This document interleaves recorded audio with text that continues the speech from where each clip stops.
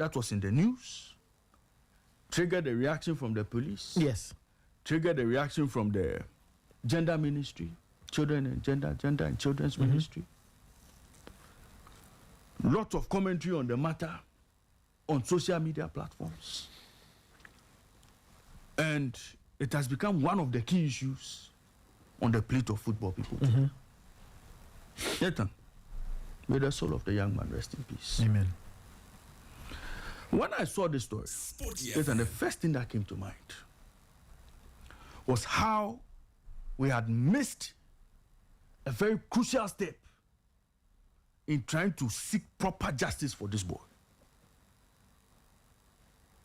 You remember the case of Dr. Ali Gabas? Let me take your mind back a bit.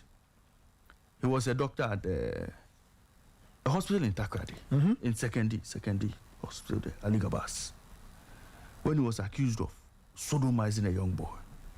I'm sure you remember the story. It took the investigative prowess of a certain Manasseh Azuri to help the police nail this doctor. The sad part of that matter was that after sodomizing the boy even contracted HIV. That was how sad that matter was. Yes, I've just been reminded. So he was senior medical officer at Ifia and Kwanta Regional Hospital in Secondary. And he did that to a 16-year-old boy.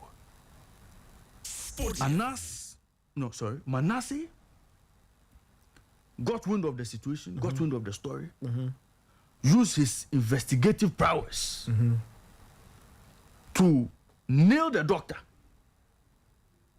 to confess to having committed such an act. The doctor put together a strong team of medical experts, legal experts, went to court, tried to defend his case, tried to make a case for himself, but he was jailed 25 years. Okay. Dr. Ali Gabas. That is the first time I saw the work of a journalist actually help deal with a matter of such magnitude. Okay. Nathan, when the parents of Ransford got wind of this matter, where did they go later? Sadly, this matter started on Antina. Sadly. For whatever reason, the boy's mother went to Antina. I don't know. Maybe it was a platform she felt was going to help her. Yeah. This is Sporty FM. But fact of the matter remains that this matter should have gone to the police immediately. Yeah. Whether she felt the police were going to give her justice or not, I don't know. Whether she felt the police were going to investigate this matter properly or not, I don't know. But Nathan, in January, she granted an interview on that platform. January this year. Yes. In March, the boy died. It means that between January and March, there was a lot of time for this matter to be properly investigated. Yeah. Now, Nathan, where are we now? The young man has passed. The boy who had all the evidence, the boy who had all the facts to possibly validate the allegations or the accusations, was in hospital around that time, sadly passed in March. Nathan, vital information that could have helped the police deal with this matter, vital information, was under the bridge. Because, Nathan, of course, dead people don't talk. So now, the police will now have to find different angles to investigate this matter, to properly bring justice, to bring this matter to a conclusive end, and serve justice to the late Ransford Owusu Ansah. Yeah. Nathan, sometimes, some of these issues, let us seek redress from the appropriate court. Whether we believe they can help us or not, Nathan, let us push the agenda at the right places. Now, Nathan, the police have spoken. What have the police said in this matter? Well, they put out Nathan, help me with the police statement. Okay, so the statement was put out on the 8th of November. Right. And it says that the homicide unit of the Ghana Police Service is investigating the circumstances surrounding the death of Ransford Owusu a 16-year-old boy who was allegedly sexually abused by a coach at Siano Soccer Academy. Preliminary investigations have established that after the death of Ransford in February this year, his mother, Asante, reported to the Amasaman police that her son used to be a junior footballer at the Siano Soccer Academy, and he had fallen ill and died on the 28th of February. She indicated to the police that before her son's demise, he had confided in her that this or his coach, Anyas Ibrahim, had sexually abused him. Again, I read the statement as I see it. Of course. The case was subsequently taken over by the homicide unit of the CID, the headquarters. On November 4, the suspect, Anyas Ibrahim, was arrested to assist the investigation. He was interrogated. His statement was taken and later granted bail to be reporting at the CID HQ. Fantastic. A review of the medical report so far submitted by the deceased mother from the Konfanochi Teaching Hospital and the Maternal and Child Health Hospital, Kumasi, suggests that the deceased was treated for liver and kidney-related conditions. Efforts are ongoing by the police to obtain the deceased medical report from the Konfanochi Teaching Hospital and the Maternal and Child Health Hospital, or the Children's Hospital in Kumasi, for confirmation. Since both facilities had provided medical care to the deceased prior to his demise. Accordingly, a court order has been secured to be served on both hospitals since earlier formal requests had been denied. Right. The statement goes on to say, meanwhile, a viral video involving suspect Ibrahim and a minor in a compromising situation. Okay, following that viral video, the police have extended investigations into the matter, and we would therefore like all persons with any credible information that can assist the investigation to contact the homicide unit of the CID HQ or the nearest police station. The statement is signed by Madam Grace Ansah Krufi, Deputy Commissioner of Police, Director General Public Affairs. So Nathan, you see how complicated this matter has become. So after the death of the boy, we now sought to bring the police in. Yes. Per the police statement, it was after the boy died. After the boy died. That's when the mother came. When the boy was alive, we decided to go elsewhere. But you see, Nathan, we will not blame anybody in this matter. The mother, obviously, for lack of possibly knowledge on some of these things, decided to use the approach she used. It didn't get the result she wanted, or the result or the attention the matter needed. After the death, and I keep saying that a lot of evidence has been swept aside, swept under the carpet, because of some of the steps that were taken. Nathan, the police are now giving us medical records of possible cause of death. So now, that explanation or that initial commentary that came out that the boy died out of being sodomized. Now, in any court of law, you would have to prove the causal relation between the boy's death and that allegation of sodomy. If you are not able to prove that, the man who is being accused walks. That is how complicated we've made this matter. And that is how we are possibly going to allow somebody who may be or may not be guilty to possibly walk free because of how we've handled this matter. But Nathan, having said all this, key questions will not arise as to how the academic system runs in Ghana. What is the role of the regulator in all of this? The regulator being the Ghana Football Association. Very good. When this young man passed, did the FA know? Did the FA get wind of this particular matter involving this particular academy? What did they do? Did they investigate this matter to ascertain the state of the children that are in that particular academy? To even do their own investigations to see if there's any truth or otherwise in this particular matter? Sporty. The silence of the FA since Friday till now is worrying for me. Because, look, Nathan, whether it is an accusation or an allegation, it raises questions on how the academic system is run in Ghana. And FIFA provides a framework guidelines, regulations, and resources that member associations must follow in terms of club licensing regulations and talent development schemes. Okay? So, Nathan, if you go into FIFA, there's a regulatory framework. And what does it talk about? Registration and licensing of academies with national football federations. For example, the Ghana Football Association.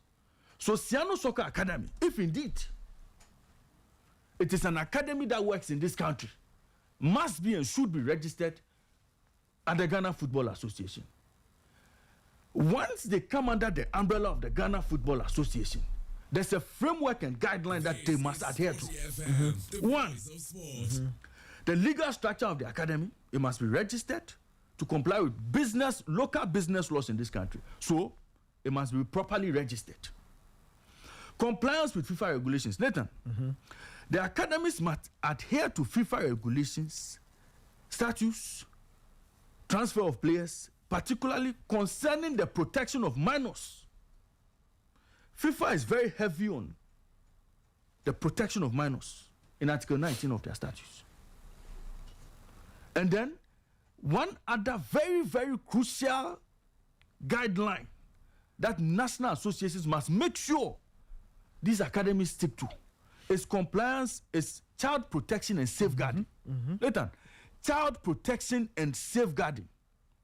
So strict child protection policies and safeguarding measures, including background check of all staff that manage these kids, as well as parental consent. Nathan, key point two, child protection and safeguarding. Nathan, let us ask the Ghana Football Association. All the academies in this country, have they developed this child protection and safeguarding policy to regulate how academies work in this country? Have they done thorough checks on the staff that manage these boys to ascertain their mental states or some of the behavioral traits they have? Because this is the level at which those kids gain knowledge. What you teach them now is what they grow with. If you have a bad character, there's a possibility that these children may copy from sin. So in terms of safeguarding and child protection, how much work has the FA done? The FA should be telling us. We go on to talk about infrastructure and facilities. Clearly, FIFA has marked that.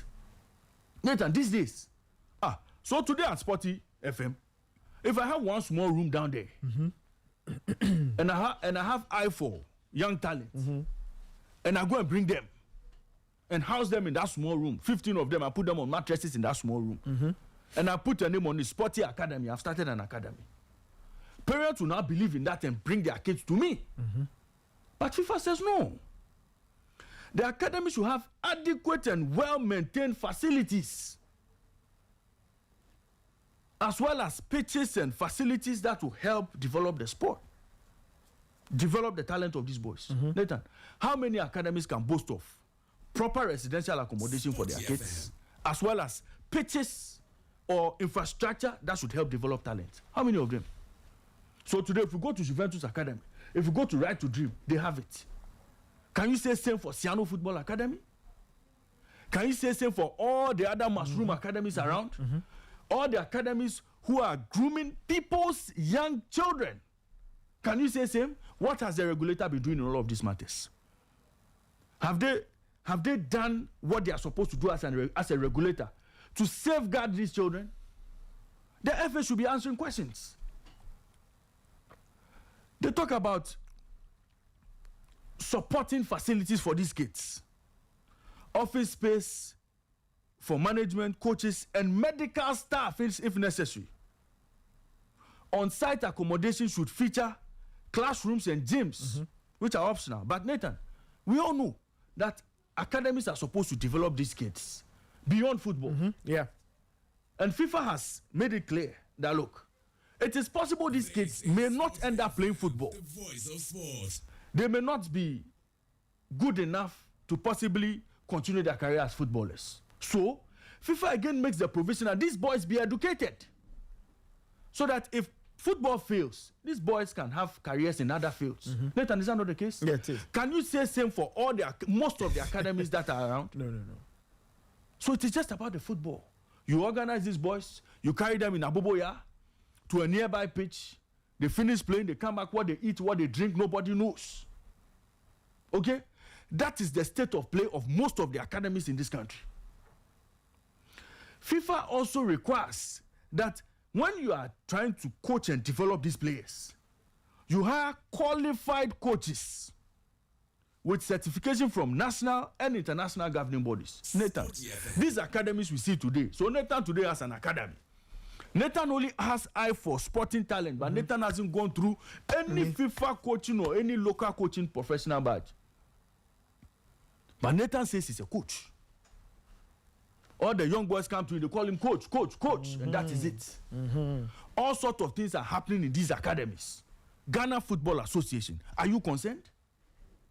Are you concerned about who imparts knowledge into these young kids who want to be the future stars?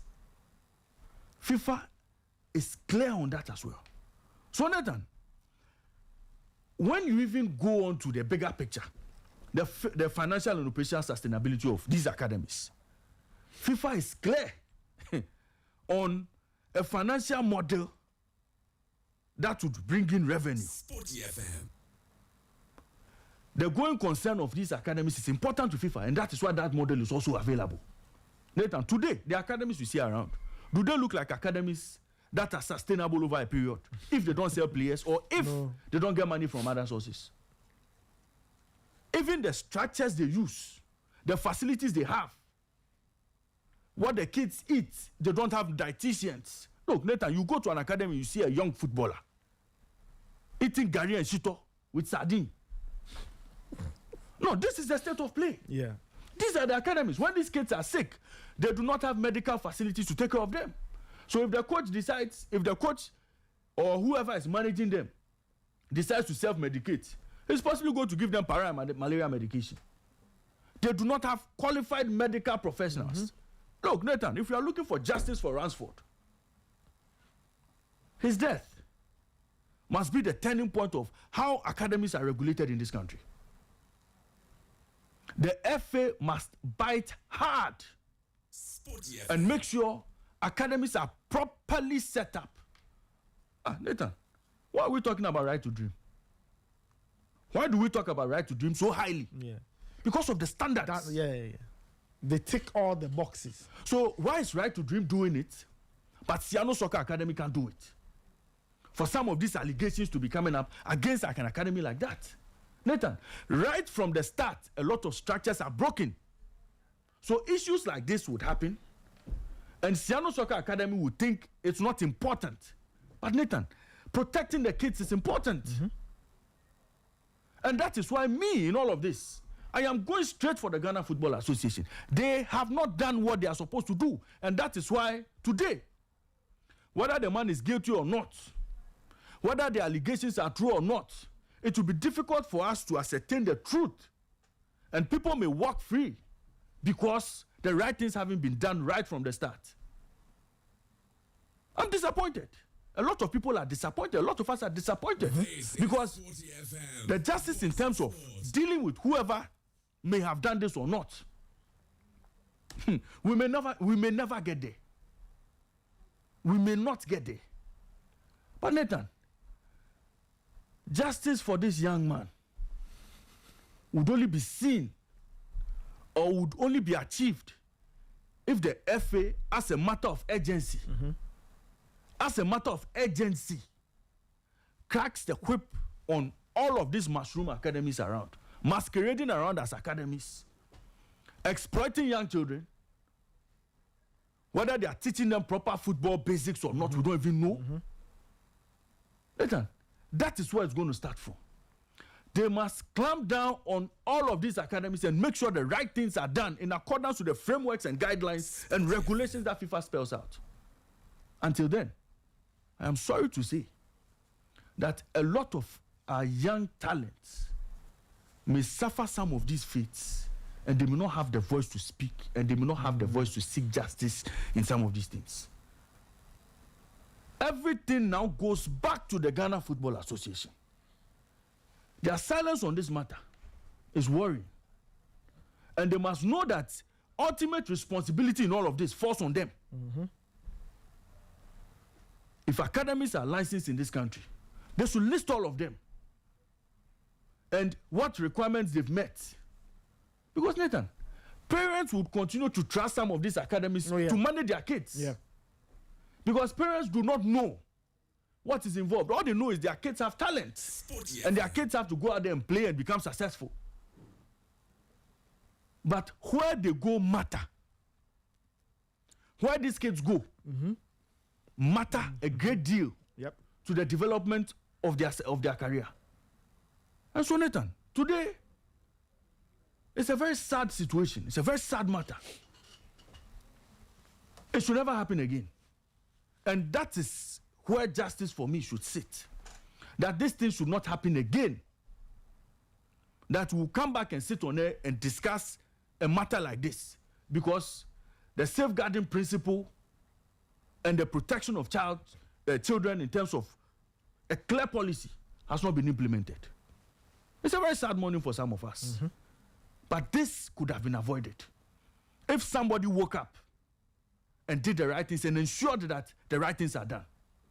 Nathan, we should never revisit some of these things. Even if that man walks, he should live with the guilt of whatever. That is, if it is true. But Nathan, never again Sporty FM. should we revisit a topic like this. Because all of these things are very avoidable and very preventable. Nathan, I rest my case.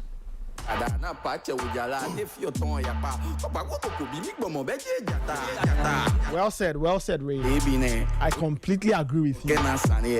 Ultimate responsibility. We'll have to wait and see. As you heard earlier, listeners, the police has issued a statement. They are looking into it. We'll try or we'll follow up on this. The police will make sense of all of this, hopefully, and then we'll see what happens next. 7:46, you can send in your comments. Before we talk about the Ghana Premier League, though, I have two announcements to share with you.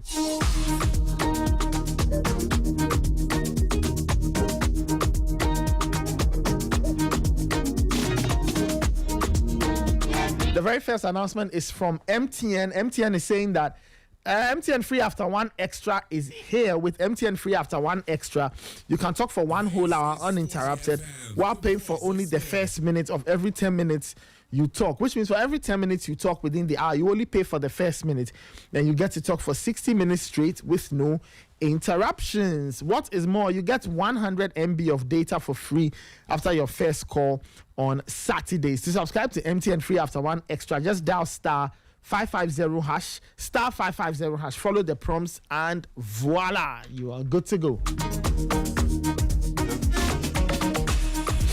This December, Dunia Safari and Sporty FM are taking you closer to the AFCON. Ghana may not be there, but you deserve the right to go and enjoy the beautiful country of Morocco. There are exclusive group travel packages to see Nigeria and Cote d'Ivoire at the AFCON. Just use the Sporty FM promo code SportyFan25 when booking to unlock a special 20% discount for a minimum of 3 people booking. Don't just hear it on Sporty FM. See the game live in Morocco. But there are limited spaces available, so you need to work very quickly. So visit duniasafari.com or call 053-808-7709 or visit Travel Dunia Safari or send an email, travelduniasafari@gmail.com. Follow them on Instagram, Facebook, and TikTok at Travel Dunia Safari. Don't forget to book using the Sporty FM promo code SportyFan25.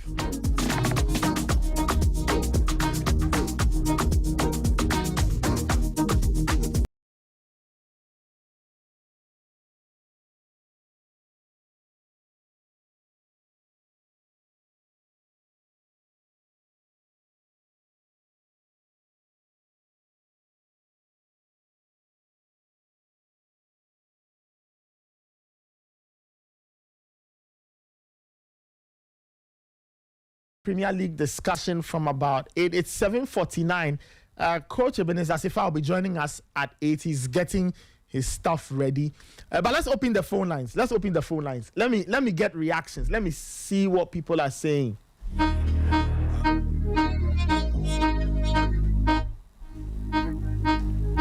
Okay, all right. Before we do that, we'll be getting some reactions. We'll speak with. Hopefully, we should get somebody from Hearts of Oak to speak with us.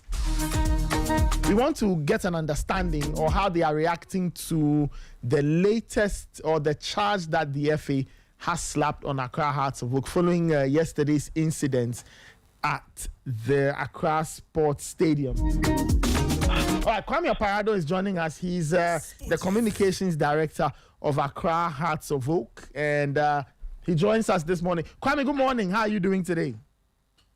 Good morning. Great stuff.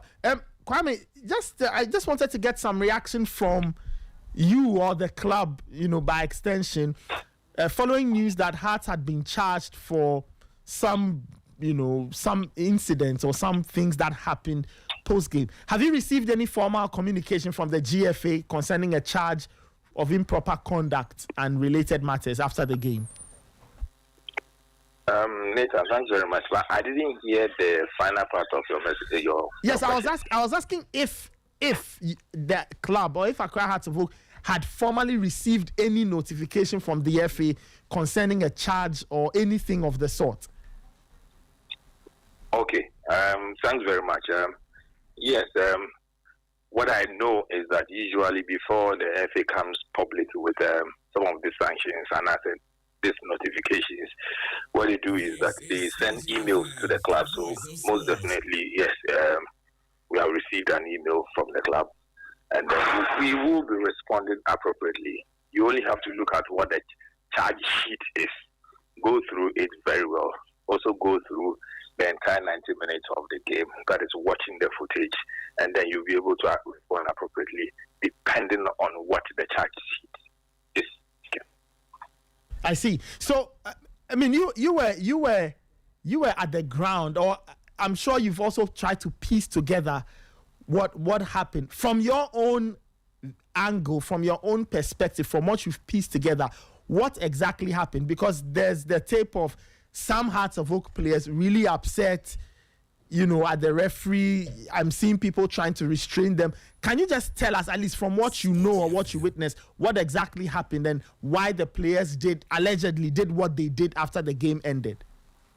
Yes, Nathan, that is why we have to look at the footage again. Fortunately for us, it was recorded. So we will sit and look at it again. At least you have some hours to respond to it, or some days to respond to it. So we look at the entire 90 minutes, not only the 90 minutes, from warm-up throughout the game itself and after the game and all the footages that we have, so that we'll be able to respond appropriately. I am saying this because there are times that somebody will be punished, or a player or a technical person will be punished. You wouldn't have seen anything that occurred. At the end of it all, when you go into it, that individual might tell you that, oh, the referee told me X, Y, Z, and I also said A, B, C. But it is your word against the referee's word.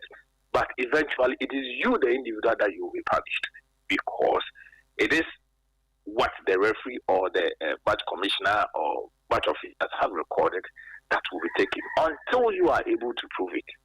And once you are not able to prove it, it means that the punishment will go against you.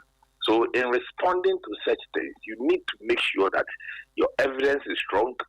Whatever that you are putting out there, the clarification is excellent, and then you'll be able to make a very good judgment and put in a very good case. So we will look at it and then certainly do this in defense of the club and in defense of any player or official that has been cited. Okay, just finally, Kwame, you and I were at the ground yesterday. Lots of Hearts of Oak fans are not happy about the result. A few hours after that, what would be the message from you and from the club to the fans? They were very upset about the result.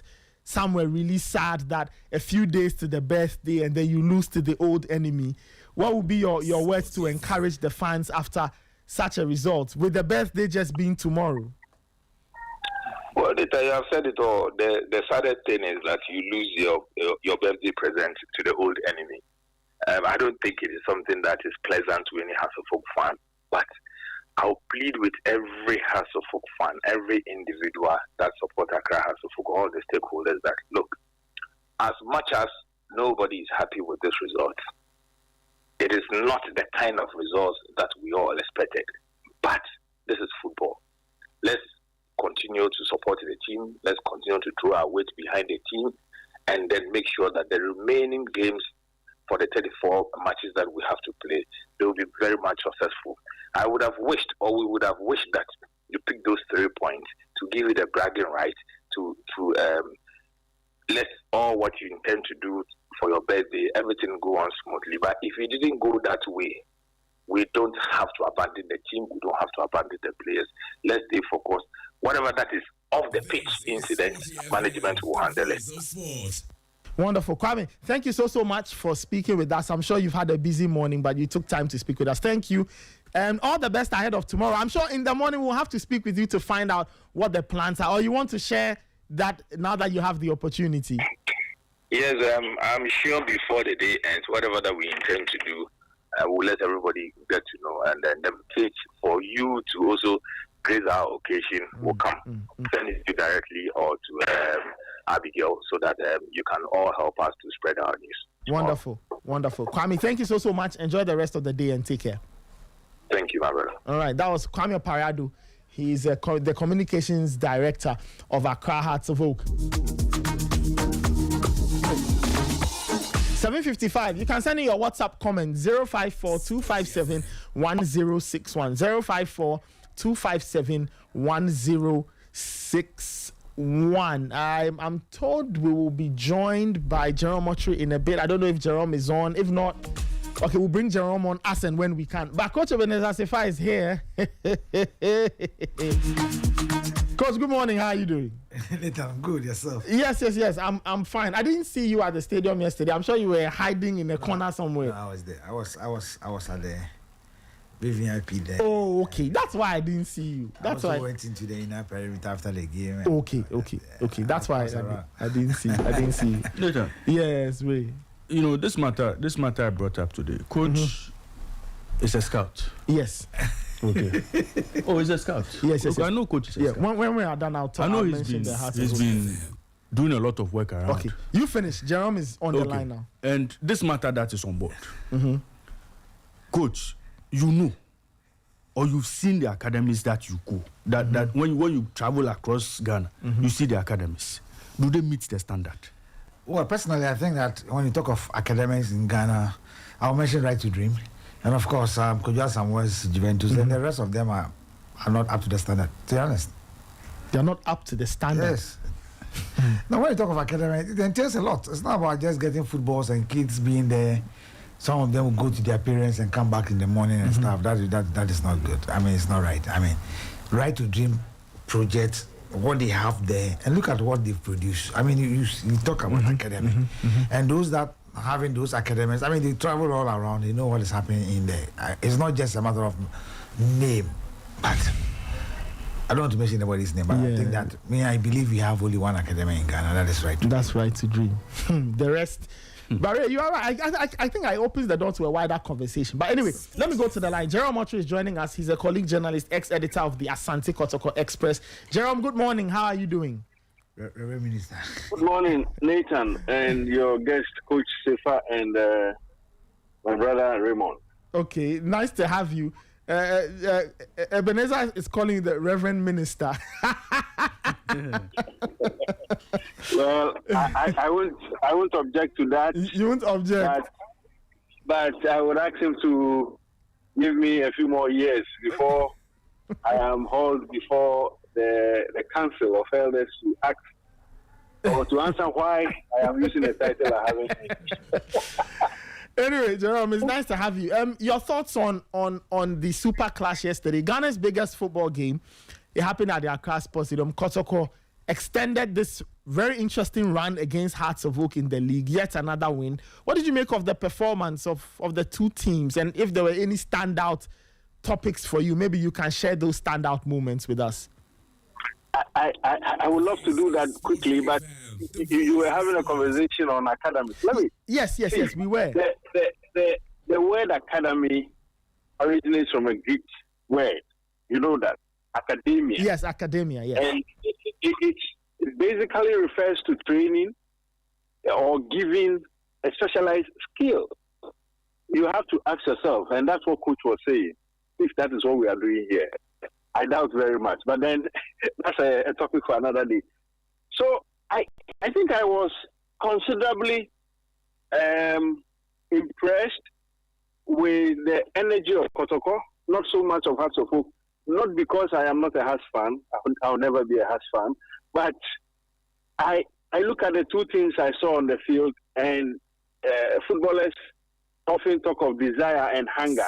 And I think that from the beginning of the game to some point in the second half, Kotoko showed more desire, more hunger, and it doesn't or did not come to me as a surprise that Kotoko carried the day.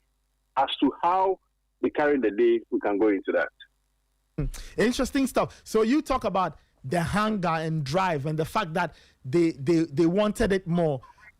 Was it just because it was against Hearts of Oak? Was it just because of the occasion? Or there was something else driving Asante Kotoko to give off what they gave yesterday? I think, Kotoko never wants to lose to Hearts of Oak. Yeah. And that there's always the extra motivation to do well against Hearts of Oak.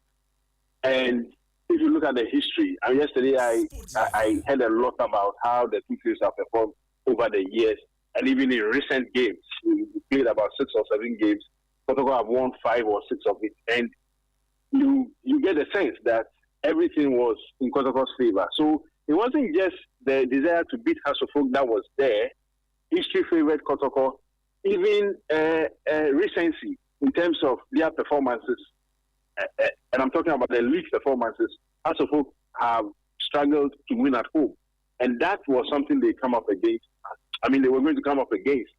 And surely against Kotoko, they weren't going to have it easy.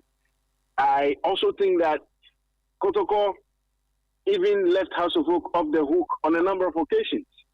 Before the penalty came, Kotoko had created more chances, shown a lot of promise, but simply could not get to the back of the net. If they had done that much earlier than the penalty came, I'm not sure there would have been any controversy or mention of the penalty that the referee gave.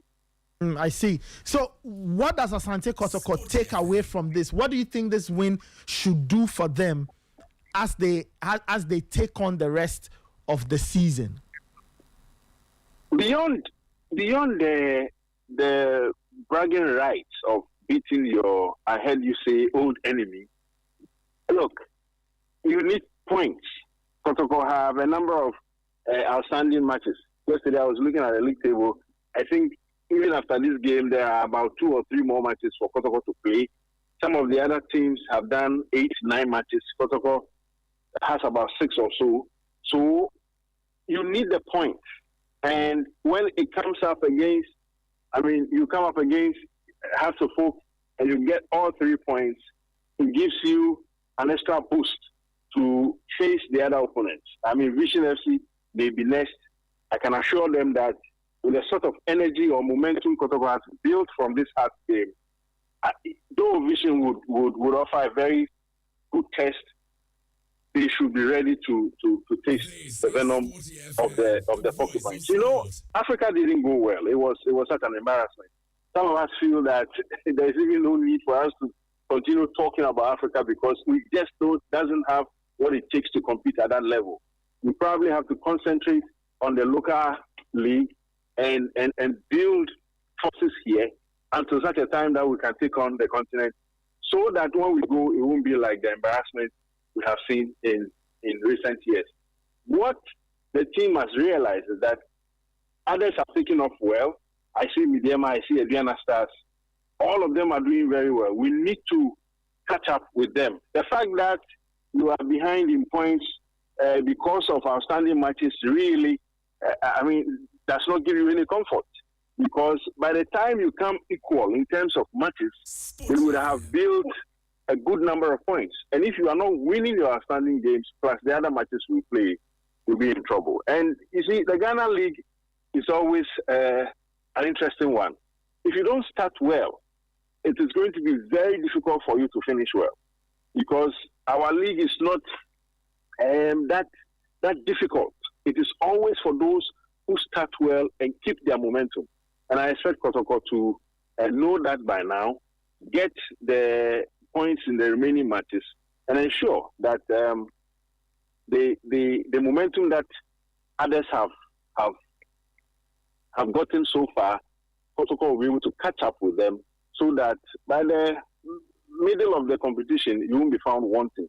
If by the middle of the competition you are not in the mid-table or in the top 4 rank, you are going to find yourself under a lot of pressure, especially if you are Kotoko. If you are any other team, well, you don't have fans who will come crying for victory. But if you are Kotoko and you've played 17, 18, 19 to 20 matches and you are not in the top 4, or let's say by the 6th position on the table, your fans will worry you, and the coaches definitely will come under pressure. So they should make sure they bag the necessary points at this time, so that later on they won't be found wanting. Nathan, there is one thing I want to comment about, and we shouldn't. I know you were going to come to that, but maybe I'm taking the wind out of your sail. Look, the issue of misbehavior in our matches. Yes. At our league centers. I am not going to be hard on House of Folk, so that people will say, "Oh, that's Jerome. When Kotoko wins, he's full of energy and he goes hard on those who don't excite him." That is not my life, or that's not my style.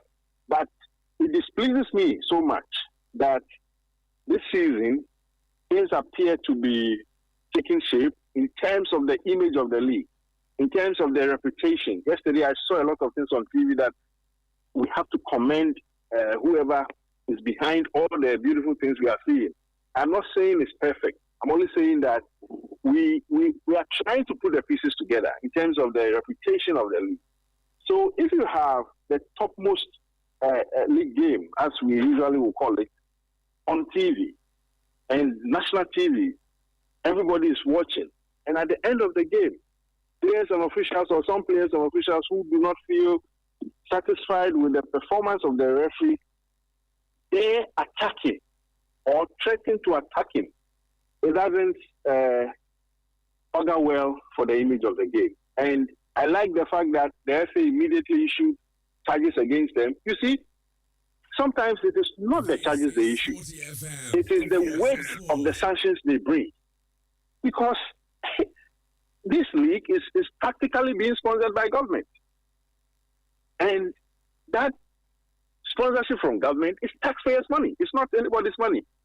So if taxpayers' money is going to go into the creation of a competition that people think they can do anything they want with it, those people must be made to understand that they cannot take any one of us for granted. And I expect the FA to know this and give weight to their sanctions. You see, the sanctions should be deterring enough so that it doesn't even occur to you to go and hit a referee or to threaten to hit a referee. The other day I was talking about Kotoko's goalkeeper, and I'm bringing in this so that people know that we are not after anybody. We are only seeking the good of the game. You know, there was an Africa game where was it the Africa game or one of the games? I mean, one of the matches. The Kotoko goalkeeper misbehaved. Yeah. Even after coming out of, and he was shown the red card. And you look at the behavior, and I'm like, this is not sporting. It is the same thing I saw yesterday. It is not sporting at all. And we need to make our players understand that so much is being done by the FA to get the competition, look good in the eyes of people. We must make players understand this. Because I keep saying that if you look at the negatives in our league, the FA never wants us to talk about the negatives. But these negatives are never created by the media. Yes, you can talk about irresponsible reporting and the sensationalism and all those things. But when you have key actors of the game on the field of play misbehaving, we don't blame the media. I think we have done well from last night to this morning. I've been checking some of the top some of the media reels, and you don't really see commentary on those things. But you see, we need to get the actors of the game to understand that the media will only be a mirror to reflect what you are doing on the field of play. So if you misbehave, there's a high tendency that the aggregation of media reports will be misbehavior and negativity. And I am waiting to see the sort of sanctions the FA will issue to the players or the officials who will be found culpable or guilty of what we saw yesterday. It shouldn't be that we finish league matches and the commentary is around somebody who wanted to slap a ref. It shouldn't be. And I expect the club administrators, they owe us a duty to let us believe that they really care about the integrity of the league. I don't see that. I'm sorry, whether it's Kotoko or Hasoko or Midiama or Indiana Stars, I don't see it. Most of the time, what I see is a defense of misbehavior. You check, you listen to some of the Hasoko people, and you sense that they don't even see the wrongdoing. I like Opare's approach. Yes, he wants more evidence, more information, so they can draw better conclusions. That's what any reasonable person would do. But I'm saying that we need to get to the point where it will be so unattractive for people to do the kind of things they do in the full glare of television cameras. The Ghana Premier League is so notorious for some of these things, and we should get to the point where nobody will feel energized to do these things. This is Accra. This is Accra. Broad daylight, Accra. Sunday afternoon. Cameras are beaming this live. Can you imagine what will happen in some hinterlands where league matches are played? Yeah. Where perhaps television cameras will not be there. We've gone over this thing for far too long. It happens in Kumasi, it happens in Accra, it happens in Obuasi, Bando, all other places. It is happening every day. And we make it look like it's a norm. It's not. It's such an abnormality. How many times do you watch these European football games and you see players rushing on referees trying to hit them? Yes, I know emotions go up. Sometimes tempers flare. We are humans. It's going to happen. The game is a very passionate game.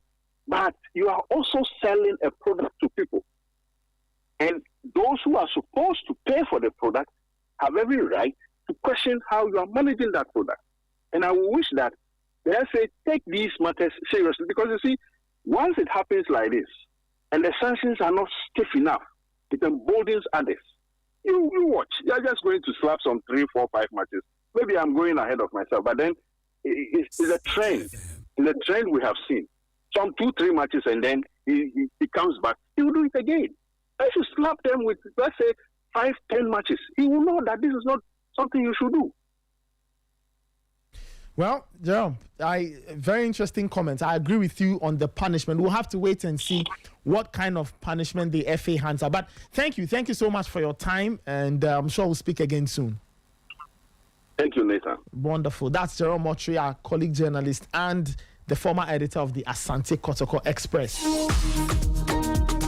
If you are listening to us, your comments are welcome. We'll be opening the phone lines a little later. So, be on the lookout for that. But you can send in your WhatsApp comment, 054-257-106. Raymond Yamado is here with me. Ebenezer Sefa is here, coach and scout and a keen follower of the Ghana Premier League. Coach, let's start off with your impressions of the game. Or I don't know whether you want to start off with the incident that happened after the game. Talking about, since Jerome mentioned it, let me just read the GFA statement. That Hearts of Oak have been charged. Okay, so this statement says, update on GFA regulatory actions 2025-26. Accra Hearts of Oak SC and Hussein Mohammed have been charged with breaches of Articles 16.2b, 12.1k and 34.6d of the GFA Disciplinary Code and the GFA Regulations 2025 respectively, following the Ghana Premier League match against Asante Kotoko. It is alleged that the club failed to control its players after the final whistle when several players confronted the referee in a disorderly manner. For those who are watching our stream, we'll put that video back on. The club is further alleged to have allowed its supporters to throw objects onto the field of play, while Hussein Mohammed is alleged to have assaulted the match referee after the said game. Both have up until Tuesday, November 11, 2025 to respond to the charges. And if you go to our stream, you can find videos there of a Hearts of Oak player trying to go through a melee of police officers in order to go and allegedly hit somebody or to go and attack somebody after the game. I saw it happen live at the stadium. This said player was trying to be restrained. He wasn't listening to anybody. He still wanted to go and attack whoever it is he felt had wronged him. So that's the thing. And the GFA says that Hearts have been charged and Hussein Mohammed have been charged as well. Coach, I don't know whether you want to comment on this and then we talk about the game itself. Of course. I have to start where Jerome ended. And it's sharing discipline, if you ask me. It's just discipline. Because even Didi Dramani, the coach, was trying to prevent him from getting close to the officials, but he wouldn't budge. And for me, it is alleged that he even hit the fourth referee's face. That was what I heard one of the referees This is saying Sporty to the FM, colleague. the And for me, voice I of think it is very sport. bad. And what I gathered was that the player himself was sorry for himself and he didn't know what came over him and all that. But I think that it is showing discipline. At the end of the day, whether you attack the referee or not, it won't change the decision of the referee. The game has ended.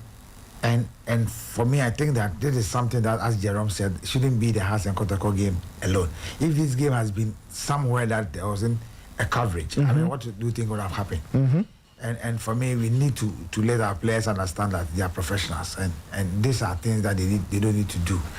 For me, I will not call for a match ban or two, or probably a fine. They have up to tomorrow to respond, and I'll wait for their response and see how the FA will take it. And this is something that we need to. And I love the way the FA was swift to charge. Just yesterday, right after the game, it tells you that the FA is working. I mean, it tells you that the system is also working there. But as to whether the punishment is going to be stiffer or not, we're yet to see. But I think that it's sharing discipline on the part of Mohammed Hussein. I mean, fine player, but you don't behave that way. So bad. I was chatting with some people. When I raised my head, it was happening on the pitch. I was really surprised at what I saw, what Hussein was doing there. But we'll have to wait and see what Hearts of Oak's response will be. But, Coach, your thoughts on the game itself? The 90, how many minutes of 95 minutes? Because 5 minutes were added time. Well, personally, I think that the standard wasn't what I was expecting. I was expecting a more tougher game.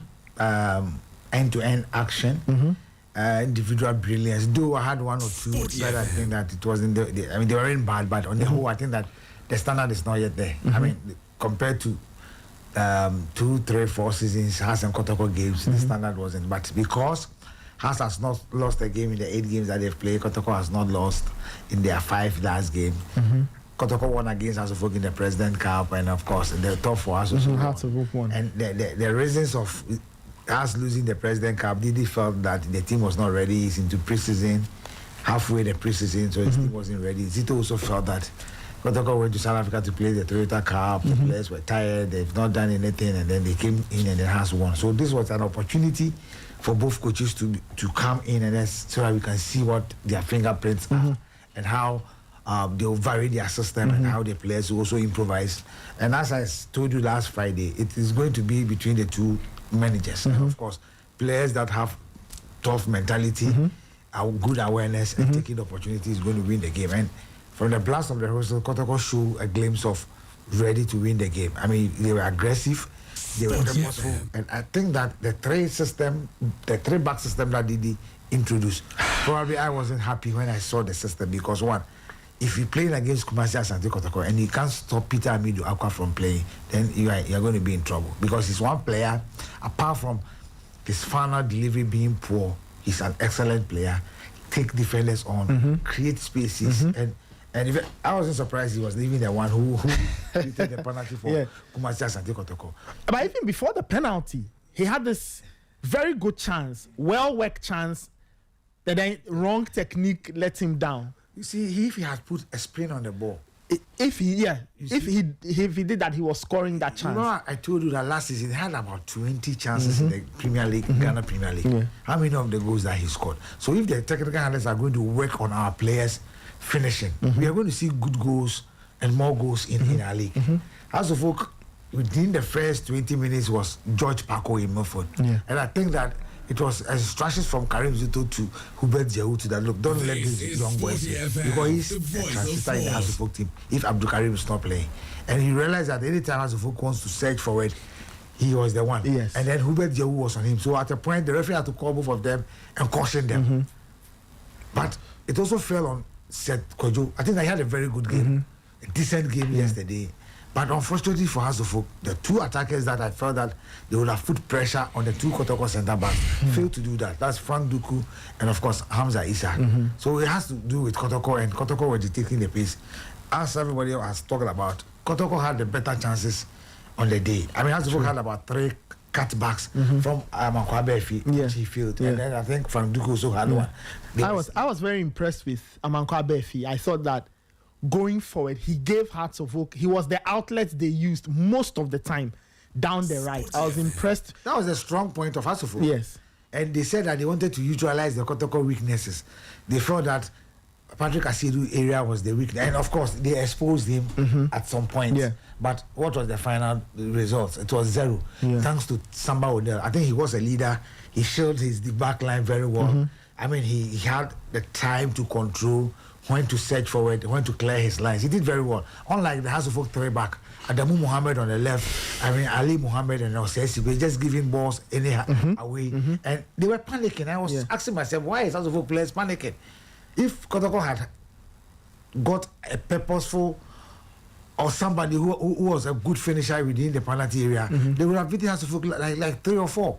Because the chances came, but just that decision making was something that Donsu. Yeah, for me, yes, he scored from the spot kick, but I think that if he really wants to play Kotoko, then he needs to work on him, because Albert Amwa just left and they needed a replacement. Kampoku is injured. And if Donsu, what we witnessed yesterday is the one who's coming to replace Albert Amwa in Kotoko lineup, then I think that Zito needs to work on the offensive players so that they can get him more goals. Michael Asaibedo is joining us. Michael, good morning. How are you doing? Good morning, Nathan. Good morning, Nathan. How are you? Wonderful. We are fine. Before I guess, we'll take your thoughts. Coach Sefa made a point about Morifin Donzo. You had made the same point about Donzo concerning his confidence. Away from the penalty, he looked very jittery. He looked out of sorts. There was this chance he couldn't sort his feet out. There was a chance Osiasibe gave the ball to him. King of assist. Oh, in Osiasibe. But Michael, just your thoughts on Kotoko and Morifin Donzo in particular. He left me scratching my head as to what it is he was trying to do on the pitch yesterday. Well, I don't know if you can see me or still hear me, but I can hear you. Okay, so apparently the issue with Donzo has to do with lack of communication. The coaches cannot communicate clearly to him what is it that they expect of him during the game. They can communicate to him through a translator before the game and then also during training sessions. But when they are playing competitive matches and the game has actually eaten into such a moment where there is heat, there is tension, they cannot communicate with him smoothly. And so that lack of communication between himself and the technical team is a problem. 2, he also cannot relate to his teammates very well. He's a new player who was just brought on board, and then they expected that the existing players, especially for the Francophonies, would have been able to welcome him in a manner where he would feel settled. He's not really settled and cannot communicate in a language that both himself and then his teammates can understand. So that lack of communication is actually impacting on his performances. They can't relate to each other very well. And Zito has mentioned this in several pre-match and post-match press conferences where he's highlighted that is the major issue. But they are aware of his qualities. They know that he's a very good footballer. The only thing is that he plays in a team sport. And when he can't relate to his teammates very well, when he can't get that communication from his coaches in an instant where it will actually help him to modify some aspect of his game during a match, they think that it will really help. And so that is actually what they are working on now. So the issue with Donzo has to do with just that. He's not really settled in. He can't communicate with his teammates, and he cannot get the needed communication from his coaches when the game is in session. Interesting. I hope they sort it out, because you can tell this is a player who hasn't settled. He still looks out of sorts. Great gesture on his Kotoko teammates to hand him the penalty. Great execution. Just your thoughts on the overall performance of Asante Kotoko. I didn't play that game. I was impressed in large part with what they did. I don't know what you make of the performance you saw yesterday. The first half was good. There were moments where I think House Folk started the game very, very well. Then Kotoko had to settle into it. And I think Zito went into this game with two main fundamentals. One, make sure that he has a solid defensive structure. And then two, make sure that the midfield provides enough shield for their defense. And then also the midfield would have options in terms of ball carrying and then passing. And if you look at the personnel in there, Lord Hilary Adabo, I was not so pleased with him at a point in time. I think he was too rash in terms of his tackling. There were times where he was needlessly aggressive, and he went into some physical duels where I think it was unnecessary, judging by where the ball was at that point in time. But it only showed the kind of mindset that the Kotoko players brought into the game, especially their midfield. And then in Hubert Jehu, who did not really have a good day, he was to be seen as that box-to-box who could help with carrying, and then Seth Kojo would do more of the passing and then the distribution. I think in the first half, it did work. We did not see much of Jehu, as I said earlier, but in terms of Adabo, Seth Kojo, and then even Jehu provided the necessary covering for the Asante Kotoko defense. I think they did a solid job at that. And what they did well was that they, in as much as Hasselhoff had much of the possession at times, they limited them in terms of posing a serious goal threat to the Asante Kotoko goal area. We did not really see Hasselhoff really threaten Asante Kotoko that much, especially in the first half. And then you can attribute that to also some of the final deliveries from the Hasselhoff players. I think it was very poor, especially the crosses from the lateral positions, the left and the right, where it mattered that has need to put in a very good ball. They were not doing so. But you also have to give credit to the Asante Kotoko defense and how they shielded goalkeeper Mohamed Kamara. I think that they did a solid job at that. And then what Kotoko also intended doing was that their main goal threat was Peter Amiduakwa. Saka Dauda can do a solid job off the ball, and his off the ball contributions means that whenever Kotoko need to defend, they will join in working hard to try and then retrieve possession for the side. But if you look at Kotoko in terms of when they have the ball and they have to attack, their main go-to guy was Peter Amiduakwa. He was tormenting the Hasselhoff players. If you could check, his area meant that at a point in time, Kelvin Osesibe had to double up to assist Yama Kwabefi in trying to stifle the threat of Peter Amiduakwa, but he was still evading them. He was still going past them, from nutmegs to outpacing them to dribbling them. He was a tormentor in chief for the Hasselhoff defense, especially from the left side. He was at times trying to change positions with Saka Dauda. He moved to the right, but I think he dominated much more on the left. And it was not surprising that every good chance that Kotoko created in the game, 90% came from the left. The incursion started from there. There was a chance where he could have taken a shot. I think if he had taken a precise shot, he would have given Benjamin Asare a decision to make, whether to save or he will fail to save it, and then it becomes an issue. Again, there were chances that he had where he had to take the shot rashly.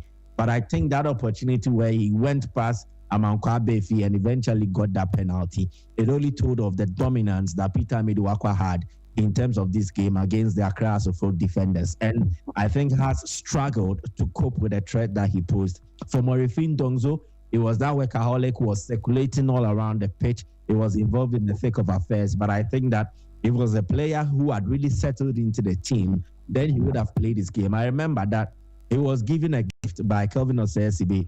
And again, lack of communication. If the players were able to reach out to him, call out for a pass, then he would have reacted in a manner where he squared that pass to the Asante Kotoko player was available, and then he had to slow the ball. I think it was Saka Dauda. I think he was trying to call for it, but I don't think Donzo heard him or understood what he was saying. and then he decided to go on his own, and that did not really work well. So it was a solid first half performance from Asante Kotoko. In the second half, it was expected they were going to work less with the ball, invite all the pressure on them, defend, and make sure that Hearts did not get any quality chances. And I think they did that. But the first half was better than the second. And I think that the football the two clubs showed in the first half, if they had doubled it up in the second half, it would have been a perfect climax to what was an exciting game, especially in the first. But we did not see that. And that's why I think that it was a game where the first half gave us some good football, and then the second half did not really produce that. How did fans in Kumasi react to the result? It was a big result, getting one over the old enemy. How did fans take it in Kumasi? How have they been reacting to such a huge win? Well, there was no hint of surprise because right from the early morning of Sunday, the fans were very optimistic about their chances, and even scoreline started to flow around 1-0, 2-1, and the name Donzo was constant in there. I, for once, even myself, I posted on Facebook that Donzo was going to be the biggest threat, the biggest goal threat for Hasselfolk in the game, and that was what was coming out. I had colleague journalists also post 1-0, Donzo the scorer. So it points towards the fact that from those who had conversations with those actively involved in preparing the Asante Kotoko team, they were very calm and they were very positive that Kotoko would get a result in the game against Accra Asafok, and they lean more towards a win by a lone margin, and that was 1-0, 2-1. And so when it happened that way, it was not really surprising with how they received the news. And then again, yesterday was Akwesidai, and Kotoko barely lose in such instances. And clearly people who really relate to that, the traditional aspect of what Asante Kotoko is about, knew clearly that they would enter this game and leave with a positive result. I think what would have been disappointing for them was when Hearts equalized.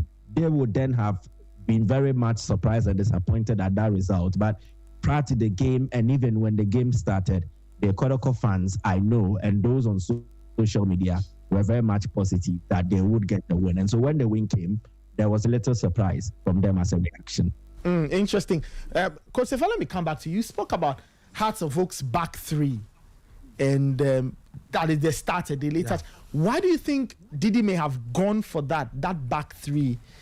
Because, of course, in hindsight, we can say, but I'm sure at the start he must have had a reason. Why do you think he made that decision? Yeah, he wanted to. And why didn't it work? He wanted to control the midfield. Ransford Mensah, Amankwa Befi, joining Ransford Ansah, and of course George Parko and Hussein in midfield with the Kotoko three midfield, the Seth Kojo, and then Hubert Jehu, and then of course the other player. So I think that Didi Dramani wanted to take control of the midfield, but in this case it didn't work for him because of Peter Amidou Akwa. Okay. I've said that look, if you want to beat Kotoko, you need to take Peter Amidou Akwa off the game because he's one player. Yes, in as much that his final touch, his final delivery has been very poor. He gives about 90% of Kotoko transition, Kotoko changing of the game in terms of player position, the mobility of Kotoko team. It is Peter Amidou Akwa. So he realized that Hubert Jehu was given a specific role, make sure that George Parko will not play. So at the point, he doesn't even go in for the ball. He wants to go in for the player himself. So at the point, he realized that the referee called both of them, and then he cautioned them because he was so tough on him that Didi also has to call George Parko to be able to move and then create space for Hussein. But Hussein was so deep that because Seth Kojo was dictating the pace within that area. So it has to dawn on Amankwa Befi and Ransford to come back. But they were not retrieving. That was why he realized that the three Asafok defenders were giving the balls away.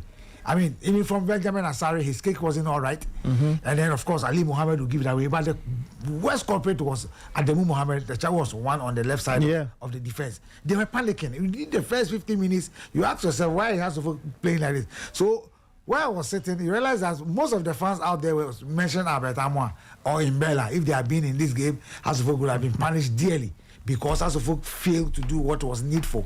Amankwa Befi offensively was fantastic. He created about decent 2 chances out there where I felt that if he had cut back, Hasselfolk would have gotten a goal. But he wanted to go solo. Selfishness came into play, and then he messed all those things up. Anytime Kotoko tried to move, watch Samba O'Neil. what set Kojo. They look at the direction, the position of Peter Amidu Akwa. And every time Peter gets the ball, he cuts in and then creates space for what's the name? Patrick Asiedu to go. And when he does that, then somebody will now stay control of that side. So Kotoko were multiplying in midfield than Hasofo. So I thought Didi could have changed to the 4-back. You remember the President Cup? He went in for the 3-back and they were punished. And since then, he went back to the 4-back, and that has been consistent for Hasofo in most of their games, even during the top 4. The 4-back. So I was surprised he came in, because when I listened to him before the game, he said he wanted to take advantage of Kotoko's weaknesses and then punish Kotoko. Forgetting that Kotoko were also trying to look at their weaknesses and punish them. And Kotoko felt that, look, if our 3 players in midfield can play and make sure that they cover this pocket of spaces, we should be able to finish as well, because they will go wide. And when they go wide and lose possession, we use Peter Amidu Akwa to punish them. So for me, I think that Zito was tactically a bit ahead of Didi Dramani in yesterday's game. And of course, the players also, the mental toughness was there. And I think that decision making, the only thing that worried Kotoko was the awareness of Dolphin Dunsu. His awareness was very poor. So I was surprised people were talking about his communication. I mean, the ball that SCB gave to him, he doesn't need any communication from anywhere. Even the mention of his name alone should tell him that, look, his colleague is calling him, and that he should have looked before, because before the ball came, you were alone. Before you allow Ali Muhammad, if Ali even try as much as possible to block the ball, you had the composure. You can even turn him in and then have Benjamin Asare at your mercy. But he chose to go for one-time shot, and then that ball was blocked. So for me, I think that decision making from the player, it shouldn't be a communication. It shouldn't be something that he needs to be communicate to in terms of language. It's his awareness as a player. Sporty FM. He's an international player, let me put it this way, from Guinea to this. So for me, I believe that his awareness should be there. I don't think he trains alone. He trains with his colleagues. With the team. When they are doing coordination and he feels that what Coach Zito has told them to do, he do not understand. You don't go for the first phase. You go for the back. So you look at your colleague first one, the second one, what they do before you do the same thing. So at the end of the day, it's decision making from the player. And I think that he had it wrong. In as much that he scored from the spot kick, his output was very poor, and he needs to back up. Concerning Hearts of Oak, what could they have done? What could Didi have done to change the situation? Some people argue that the team didn't have any players to take risks, people to be dynamic, somebody to try something out of the ordinary. Was it that they didn't have a maverick or a player with X factor, or it was tactical? They didn't have a response. He did, but the point is that it was late. That was the substitution that he did in the Mauli Wayo change. The Mauli Wayo, you talk of Kakari, and of course you talk of Abdul Karim, especially Abdul Karim Murford.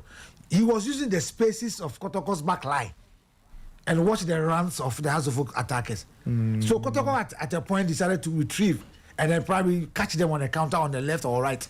So for me, I thought that the changes came a bit late, and also he should have moved from the 3-back. Within the first 30 minutes, he has moved from the 3-back, varied his game plan, and that should have at least got something in the game. But he stuck to that 3-back, and still Peter Amidu Akwa was using them.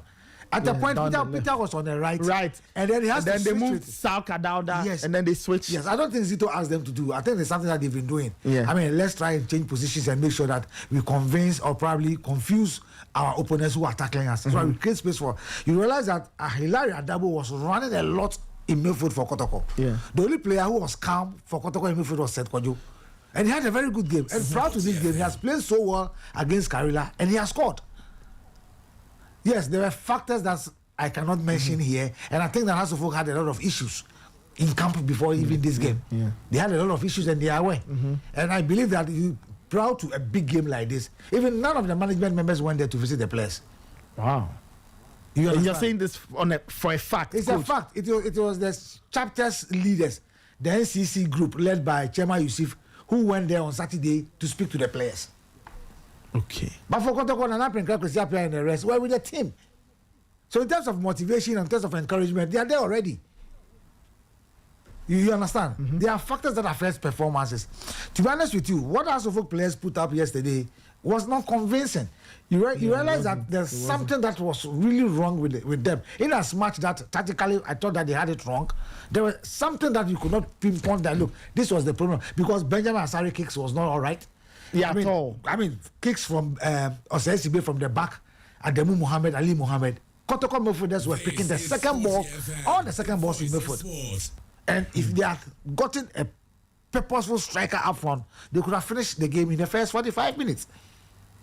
So on the whole, among the two, I think Kotoko were the better side and they deserved the 3 points. Well, Kotoko getting good value for their lead. Michael, let me come back to you. The other game of the weekend, I don't know whether you have any more thoughts on this. Do you want to touch on the controversial offside, no offside?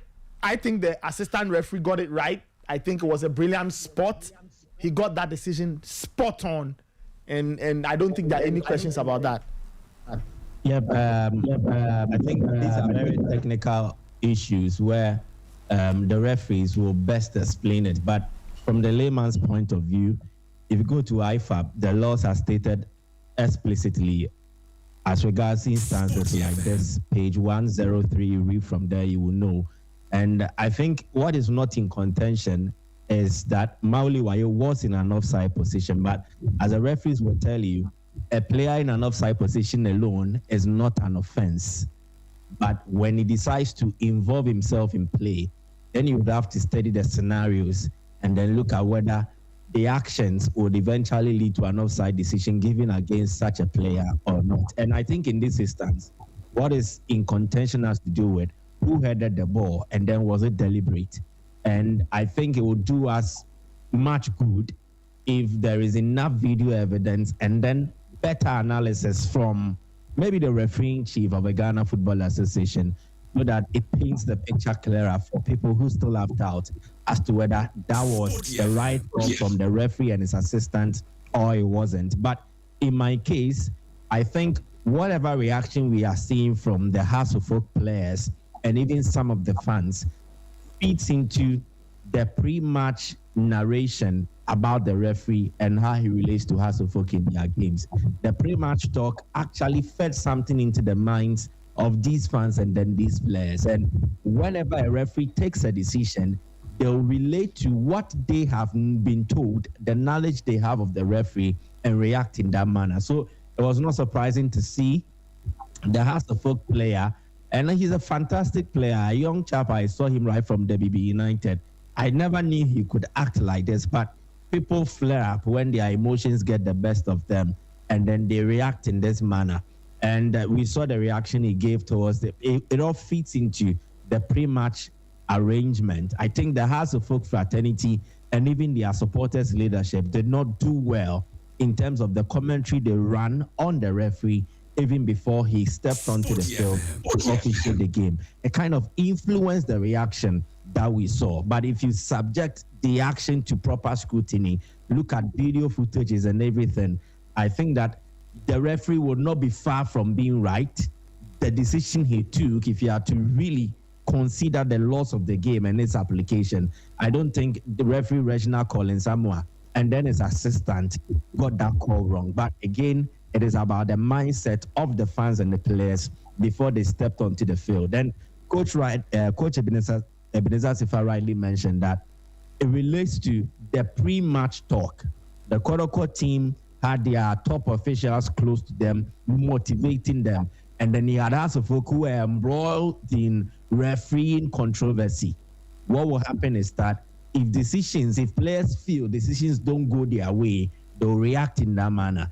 If fans feel decisions do not go their way, they'll react in that manner. And I think as professional clubs, we can do better in how we prepare for games of this nature. Has focused on the referees, and then as a result, they are reacting in such a manner against them. But it would do us good if the handlers of the league and then even the TV broadcast right holders are able to furnish us with professional video footage, something that covers all the angles, and then there is a vivid analysis of this particular incident. I think it's unfair that in the aftermath of this game, we will subject this single incident to mass scrutiny and let it cloud all the positives that were around this game. It's a game where, from the pictures I saw, there were a lot of females and kids were also present. It's a game where there were a lot of influencers who were willingly in a position, they came willingly to promote Ghana football. And these are the positive we should be looking at. But right in the game's aftermath, and then we have to talk about controversies.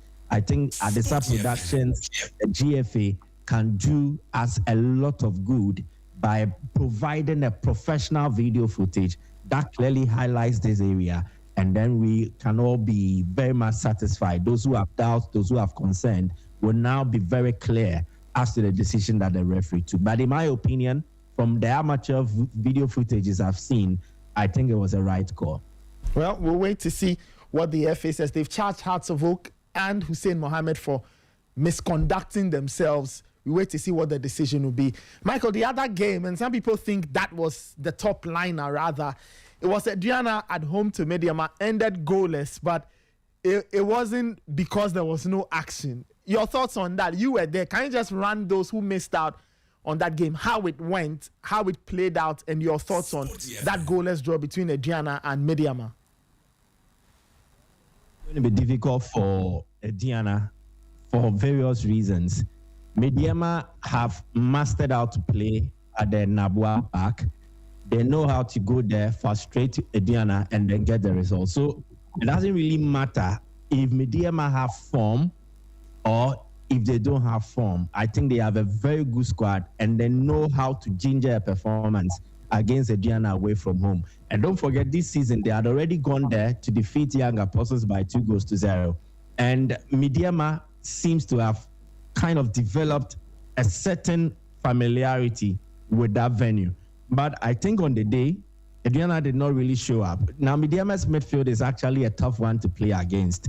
When you face them, it is difficult for you to dominate them throughout. They will definitely have their say. They will decide on some of the things that they have to do. They will influence some of the actions. And clearly, from all indications, it was clear that Mediama went to the Nabwan Park to play. And you look at how they set up. So the likes of Seydou Sana did not really enjoy themselves in the middle for Adriana FC. And when Seydou Sana comes to the party, he kinds of control affairs and allows the team to flow and then deliver in a manner where they would actually want to create much of the action. When Sana plays, he helps with the distribution to the flanks. And on the day too, remember Adomako did not really have a good run because he is seen as the chief chances creator for Adriana FC on the flanks. He's excellent from deliveries from set plays, from crosses into the box. He did not really have a good run because he was given a tough time and because he was not getting enough of the supplies that he should be getting. And then I think the player of the game, in my opinion, was Mediama's Kelvin Nkrumah. He was a tormentor in chief, just as we saw Peter Amiduakwa do for Asante Kotoko against Accra Asafok. Kelvin Nkrumah was running the show similarly in that game against Adriana FC. He was constantly tormenting them, dribbling past them like they did not even exist. And then Prince Owusu was also calling the shots from the middle. It was a solid performance from Mediama, and they should have at least gotten a goal. There were balls that they struck that hit the post and all that. So Adriana actually met a tougher opponent, and it's only fair that the game ended in a stalemate and the two teams picked a point each. It was only fair in that manner. Adriana had their moment, but I think it was Mediama who were the better side. But all the same, I don't think that if Mediama had won, it would have been fair to Adriana FC because of how they also played. It was a very exciting game. The only thing is that the evidence of the result does not really point towards that, because when a game ends and it's 0-0, then you ask yourself questions. This was a boring game, isn't it? But if you really watch the game, clearly you would attest to it that there was beautiful football on display. The only minus was that there was no goal, and it ended in a goalless draw. So, yeah. And was it a lack of attacking intent, a lack attacking talent, great goalkeeping, a lack of chance creation? What exactly accounted for the absence of goals in this one? For Adriana, I think what was their undoing was that, I don't know, but there seems to be some kind of pressure on them when they play in these home matches. And even in their last win against Dreams FC at home, in their wins against All Blacks at home, in their win against Nation FC, you could see that in the first half, they don't really deliver as expected. Then they come back in the second half with pressure on them, eager to prove a point. And that is actually something that did not really help them in this game, because in the first half, how Adriana played allowed Mediama to settle and feel at ease. They felt at home.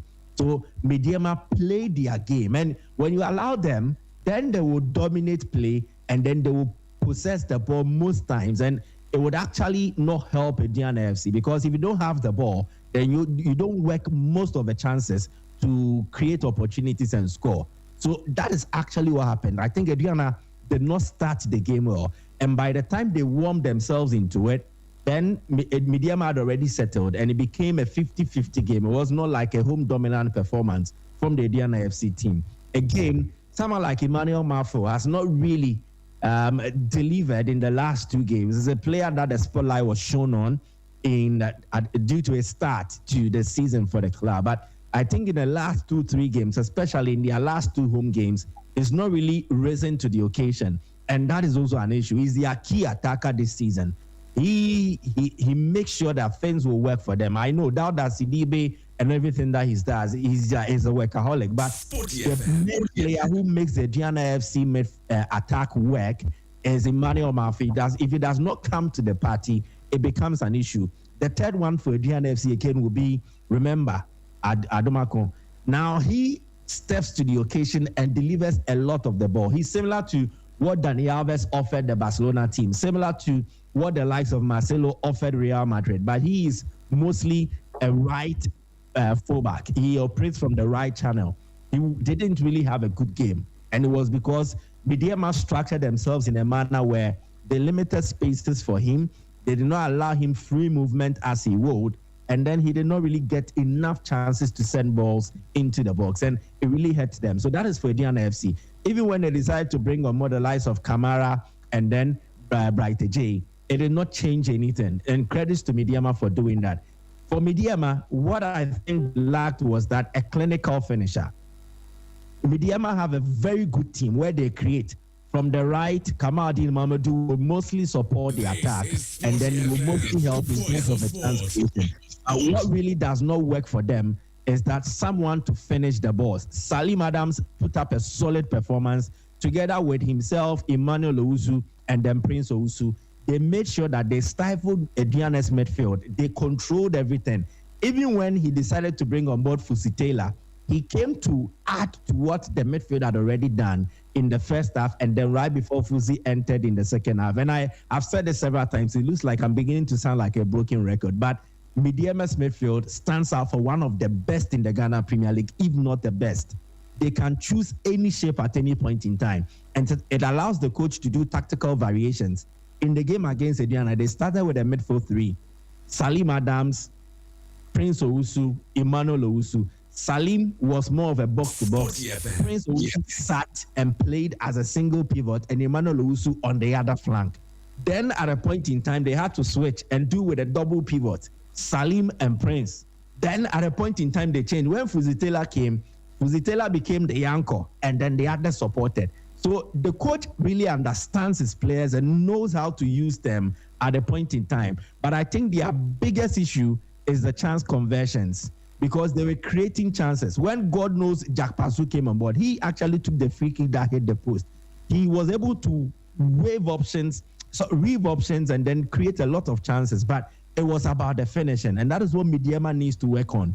All the attackers they played did not really deliver. Kingsley Brahe, when he came on, got some decent chances, but you could clearly tell that he is not that clinical finisher that Mediama needs. Kelvin Nkrumah was dribbling past opponents, creating spaces, but whenever the balls went into the box, it looked like those there who were responsible for connecting did not really have that kind of composure. And when it is that they were calm, they took too long to hit the balls. And these were the issues about Mediama, the indecision in the final third. I think it really cost them. They will need a clinical finisher to help their cause. I think at home, it looks okay in terms of a goal scoring, but when they go away, they don't really have an identifiable outlet, someone they can go to and trust that if he's getting like 3 chances, he will convert at least one of them. And that is Mediama's bane. But I think they have a solid team, an excellent team to watch. And on the day too, I think Felicite was very good.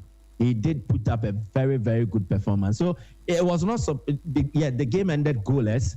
It was surprising that we did not produce a goal, but I also think that the two teams did not really do too much to produce goals on the day. Interesting stuff. In terms of the other results, Sporty FM. Coach, I'll take your thoughts on the other results or some other results that you find interesting.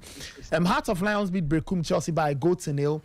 Holy Stars beat Gold Stars by 2-0. That was a bit of a surprise. Karela and Dreams drew 1-1. Samatex beat All Blacks. Young Apostles beat Bechem by 3-2. Adriana and Mediama drew goalless. Vision FC beat 11 Wonders. Where's Raymond? Raymond was the one very interested in 11 Wonders. And then it was Nations 1. Coach, I don't know which other results you want to talk about. Well, apart from the Baseke Gold Stars, I think I had all the results right because I knew it was going to be difficult for Brekum Chelsea to beat Heart of Lions. I mean, they've struggled this season. Heart of Lions at home, Bashir is very strong. And in terms of consistency, the technical team, the playing body, they've been solid. And looking at how they play, it will be difficult for any team to go to Pando to just go and play them and win over there. Of course, I told you about Dreams FC playing so well after defeating Samatex by 2 goals to 0. Karela should be aware of what they are bringing because Karela didn't do well against Kotoko. So I wasn't surprised. Dreams came back to equalize that goal. The Baseke Gold Stars was the biggest surprise because I knew Gold Stars has done very well, winning away from home and also going home and then picking. So in terms of consistency, performance, their coach Yao and then of course Gordon and Bloody have done so well. So Baseke second game at home this season after losing to House of Folk, I thought it was going to be a difficult one for them, but it seems they were able to run over Baby and Gold Stars. So thumbs up to them. Though I was surprised about that scoreline. A Young Apostles Bechem took the lead. I was a bit surprised, but later I realized that it was just a run of play that they had that goal. And Young Apostles came back to score those 2 goals to win the day. So it was a very brilliant game that we had. Samatex, of course, at home. There was no way All Blacks were going to beat them. All Blacks started the season very well. Went to Abrankese, scored the first goal against the Nations. Yeah, and everybody was saying All Blacks is back. Yes, All Blacks, Ozi, they are back. At the end of the day, Nations came back. They won. They went to Adriana. They shot into the lead, and of course, Adriana came back to get the equalizer. Looking at Mediema, Adriana, for me that was the biggest game for the week because I told you about House and Kotoko, being in the youth side of Kotoko and House of Folk youth side playing, it still House and Kotoko.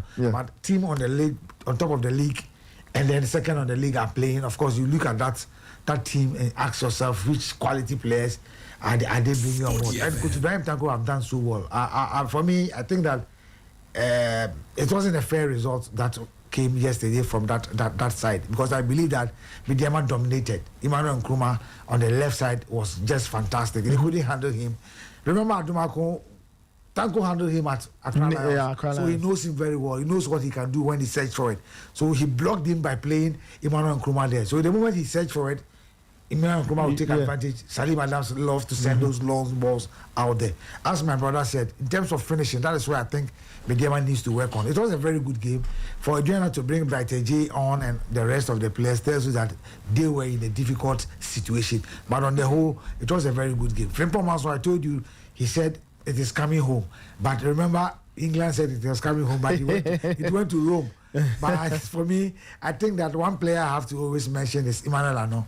I mean, he saved them from the defeat. He played so well, but you can't take anything away from Kotoko United. They've done very well. The game against Mediama, I told you about how it rained and how they played against Mediama. Anything that plays Mediama and does well tells you that they've really worked because Mediama have got a complete team.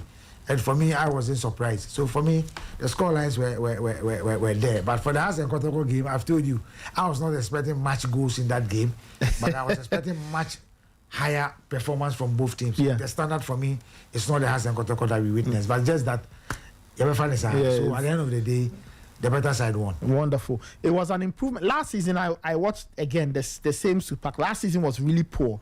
Yesterday, the game was relatively better. Michael, just concluding thoughts.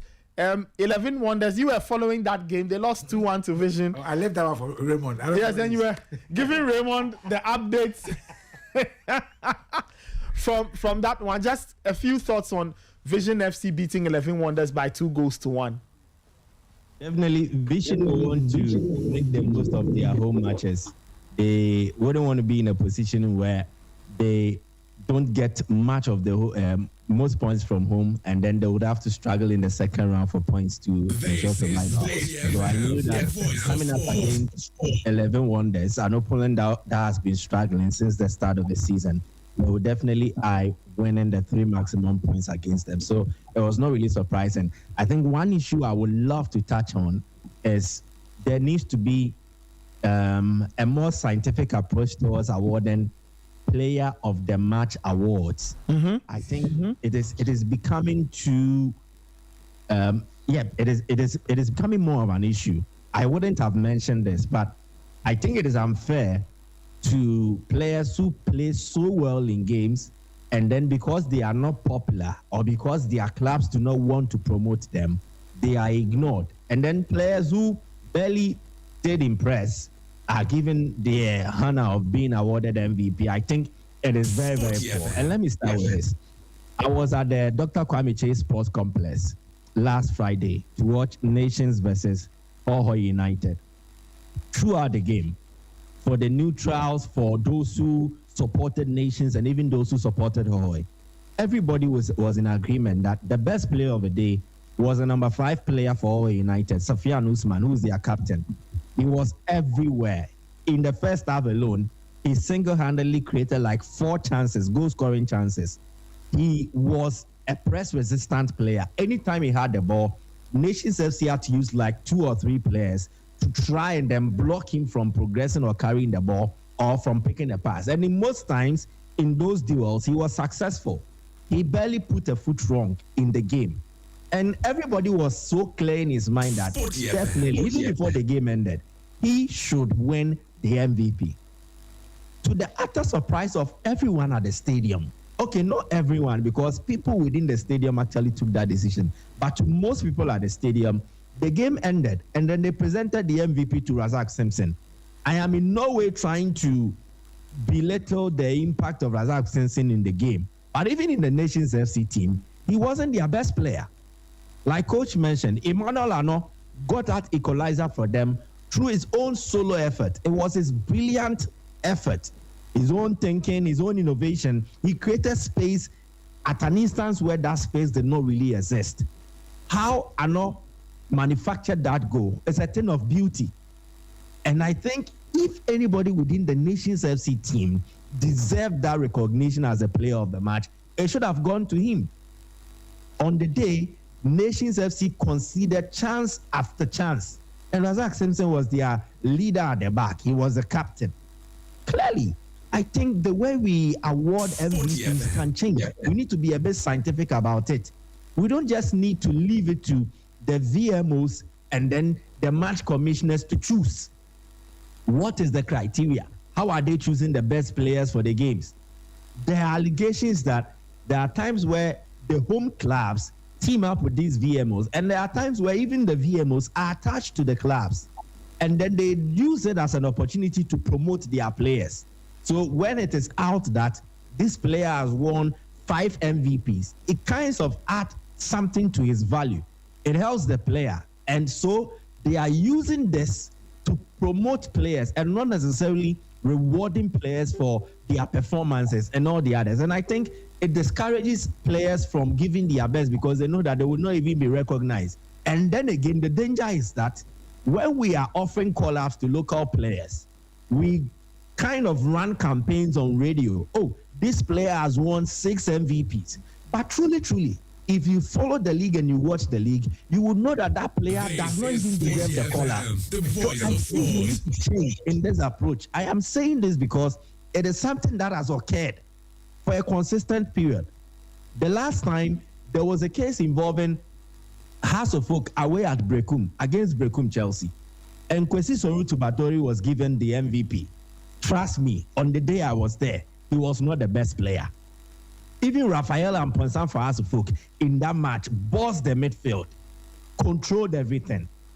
If there was to be a player within the the Brekum Chelsea team to be given the MVP, but for his red card, it should have gone to Eric Ofori-Entry, their goalkeeper. On the day, Benjamin Asare thwarted every attacking action that Brekum Chelsea threw at Accra as a folk. You end the game, and then all of a sudden, Kwesi Sorutu Badori is given the MVP. And deserving. I'm not saying he's not a good player. He's a solid midfielder. But on the day, he did not deserve to be given the MVP. And I think that should change. The VMOs can help us to improve on this. I think their attachment to the clubs is actually becoming an issue because they can't make sound judgment. And the FA needs to step up and then take this thing up and then decide on the best way to award the MVP. If it is best enough, I think we should take it from the VMOs and look at the options where we can give it to individuals who are independent enough. Or better still, let's adopt a more scientific approach towards assessing players and then awarding them as man of the match in some of these Ghana Premier League games. Because what we are seeing now does not really help the league. Players are getting awards, whereas their performances do not really deserve it. Interesting point. Interesting point that it's a concern that a lot of observers of the league have expressed, right? The right ways of picking MVPs, the right ways of naming players of the games, and it's a disturbing factor. Ray, 11 Wonders didn't win their game over the weekend. They start life under Coach Shapiro with a 2-1 loss. Michael was giving you updates on the group page. You see, Michael got too excited. He got excited too early. Immediately, 11 Wonders scored the first goal. Michael said, I pick it. But you see, I told you that game against Vision was going to be a very tough one. Vision at their home, always a very difficult nut to crack. Yeah. You remember what they did to Nations FC's title hoops last season? Yeah, Asante Kotoko that was when the wheels started coming off for Nations FC and the likes. You know, even Gold Stars suffered in that game against them. So, traveling to play at the near J. Kraku Stadium was always going to be very difficult for them. And I've told you that the next games, the games that Shapiro has to take charge of in November, I'm not sure he can win a single one of them. Now, look at how that defeat came. After they equalized, after Vision equalized, they got a red card. So it was 1-1 before the red card. But they still went on to win the game. With Shapiro at the helm. We are going back to champion statement. Well, so it's entirely up to 11 Wonders. Where they want to finish this season, what they want to do as a club, where they want to go as a club. But I won't be surprised if in back-to-back seasons, the bankroller would have ended yet another season having successfully relegated another club. His own club. Because the form that 11 Wonders are showing is relegation form. And the decision to bring in a manager who is almost like a spent force in the game also speaks to the ambition of the club. So what they are doing would eventually end up in relegation. And nobody should blame anybody if 11 Wonders find themselves relegated at the end of the day. We've spoken about the spiritual side and the curses and everything. We've spoken about all that. But I think that 11 Wonders themselves have not helped themselves in this matter. That appointment of Shapiro. See, Nathan, it's a criminal decision. And that is what to confirm that relegation. Well, November may be a very tough one. I don't think that Shapiro will stay beyond November. I'm sure they'll make another managerial change after November. Because look at the games. Yeah. The games in there, he's playing Midiama. Why is he passing to Bitanko? And this Midiama and the form that they are in. And Nathan, which other team? I think there's Dreams FC in there. Dreams FC themselves are struggling. So Holy Stars. So sorry, which team are we talking about? 11 Wonders. 11 Wonders. Okay, I'll get you there. There's no wonder happening anyway. I don't know why you are on their case. Okay, so 11 Wonders. So again, when we spoke about their games up until the end of November, they've lost the first one. Okay. The next game, they host Midiama. Aye. You can imagine. And then they are hosting Midiama. And then they go to Hohwe United. They won't win there. They won't win in Hohwe. And then they close out November with a home game against Dreams. Can you imagine? Dreams FC themselves are struggling. You know, they are nearly in that drop zone. Yeah. They are in search of points, desperately in search of points. Over the weekend they drew. By the time they play 11 Wonders, I'm sure Drummond would have figured out how to beat Shapiro. I don't even understand why Raymond is so excited about Shapiro not winning matches. That appointment shocked me. Okay, no problem. That appointment really shouldn't be happening today. Okay. You know what? Let me go through the league table and then we'll close out the Ghana Premier League. All right, the league table looks like this. Adriana on 19, Mediama 18, Hearts of Lions 18, Gold Stars on 16, Hearts of Oak 16, Summertex on 16, Asante Kotoko, but there are 3 games in hand on 14. Now, should they win all 3, 14 plus 9, they move to 23. So that is something everybody needs to pay attention to. Young Apostles 14, Karela 13, Vision 11, Hohwe United 10 points, Nations FC 10 points, Dreams FC 8 points, Bekum Chelsea 8 points, Swedru All Blacks on 7 points. The bottom 3, Bechem United on 6, Holy Stars on 5, and then 11 Wonders on 2. So that is what it looks like in terms of the Ghana Premier League after match day 8.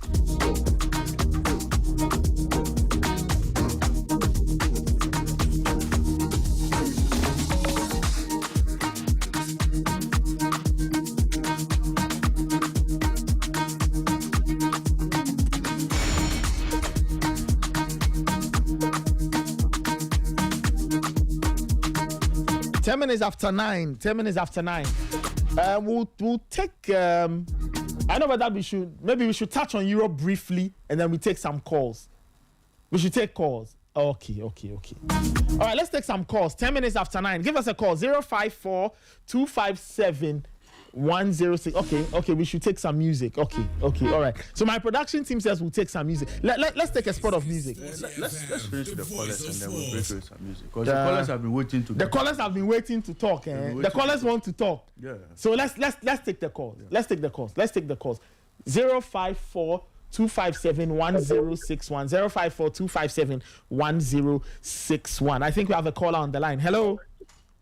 Hello, Nathan. Good morning. Yes, good morning. Yes, Otumfo, how are you? Okay, please go ahead.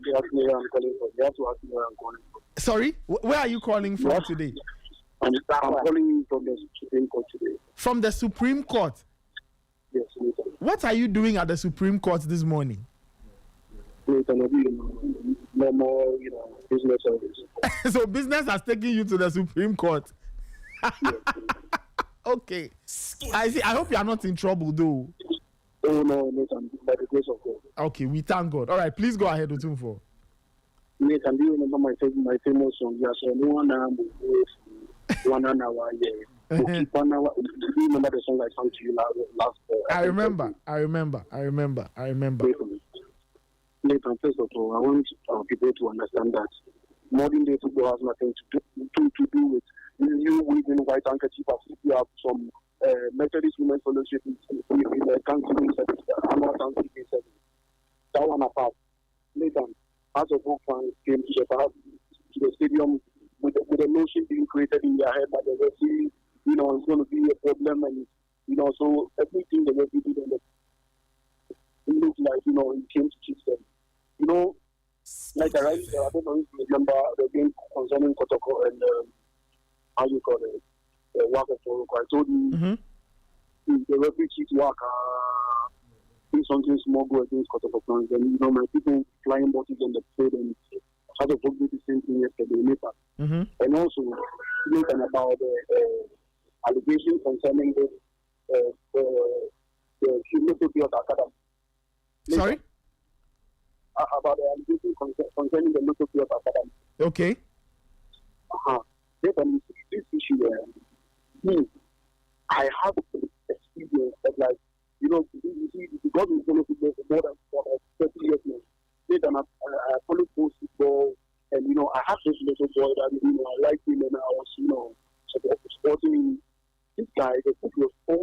that challenge. Somewhere last year, I linked the coach to one of the players, and he got in prison.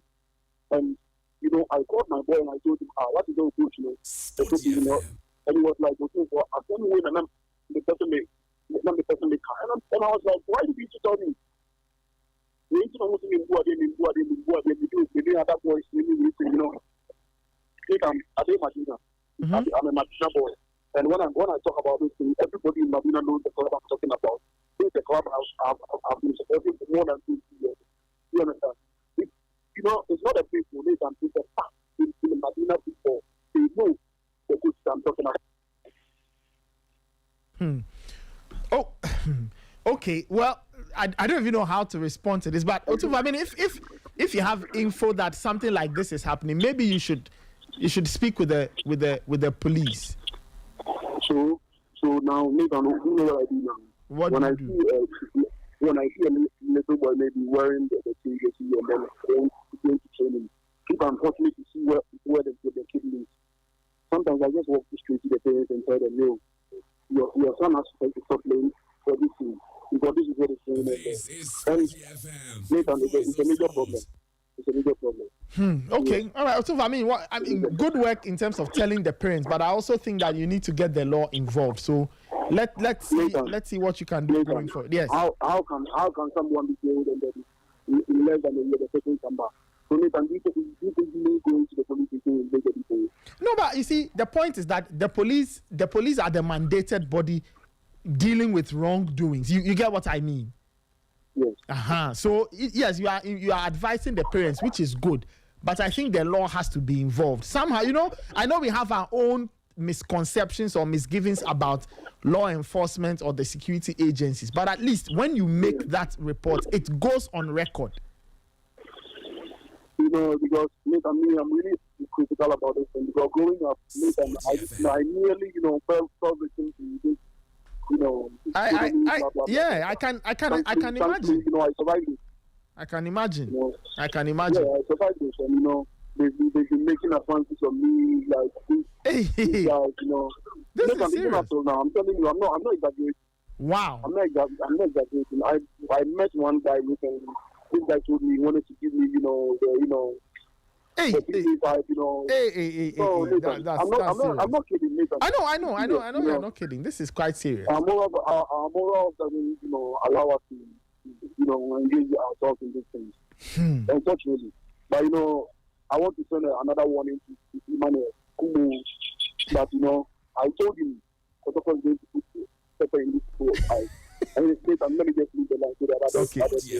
All right, Otufu, thank you so much. 9:16, let's take some more calls. We'll touch a bit on Europe and then we will be out of it. Remember that there's Total English Football at 10 with Yvonne and her crew to talk a lot more about the Premier League and everything that happened over the weekend. Let me take another caller. Hello. Yeah, good morning, Nathan. Yes, good morning. Please, Anubio. Okay, please go ahead, Anubio. Good. You see, the referees in our game, the point is it very sure? It's not about the player coming from the offside position to score that spectacular goal, but the header, the assist. Are we certain? Was it certain that it was the forward, forward that had the ball or the defender? Have we clarified that? He made his decision based on what he saw. We don't have VAR for him to do a second check. So based on the facts available to him, he and his assistants made the decision. You are right. So it's what he's doing. He's just not been empowered with the things to help him do a review to decide. Yeah, that is right. Anyway, the weekend wasn't too good. Yes, it wasn't too good. But these are our two teams, House of Folk and Kotoko.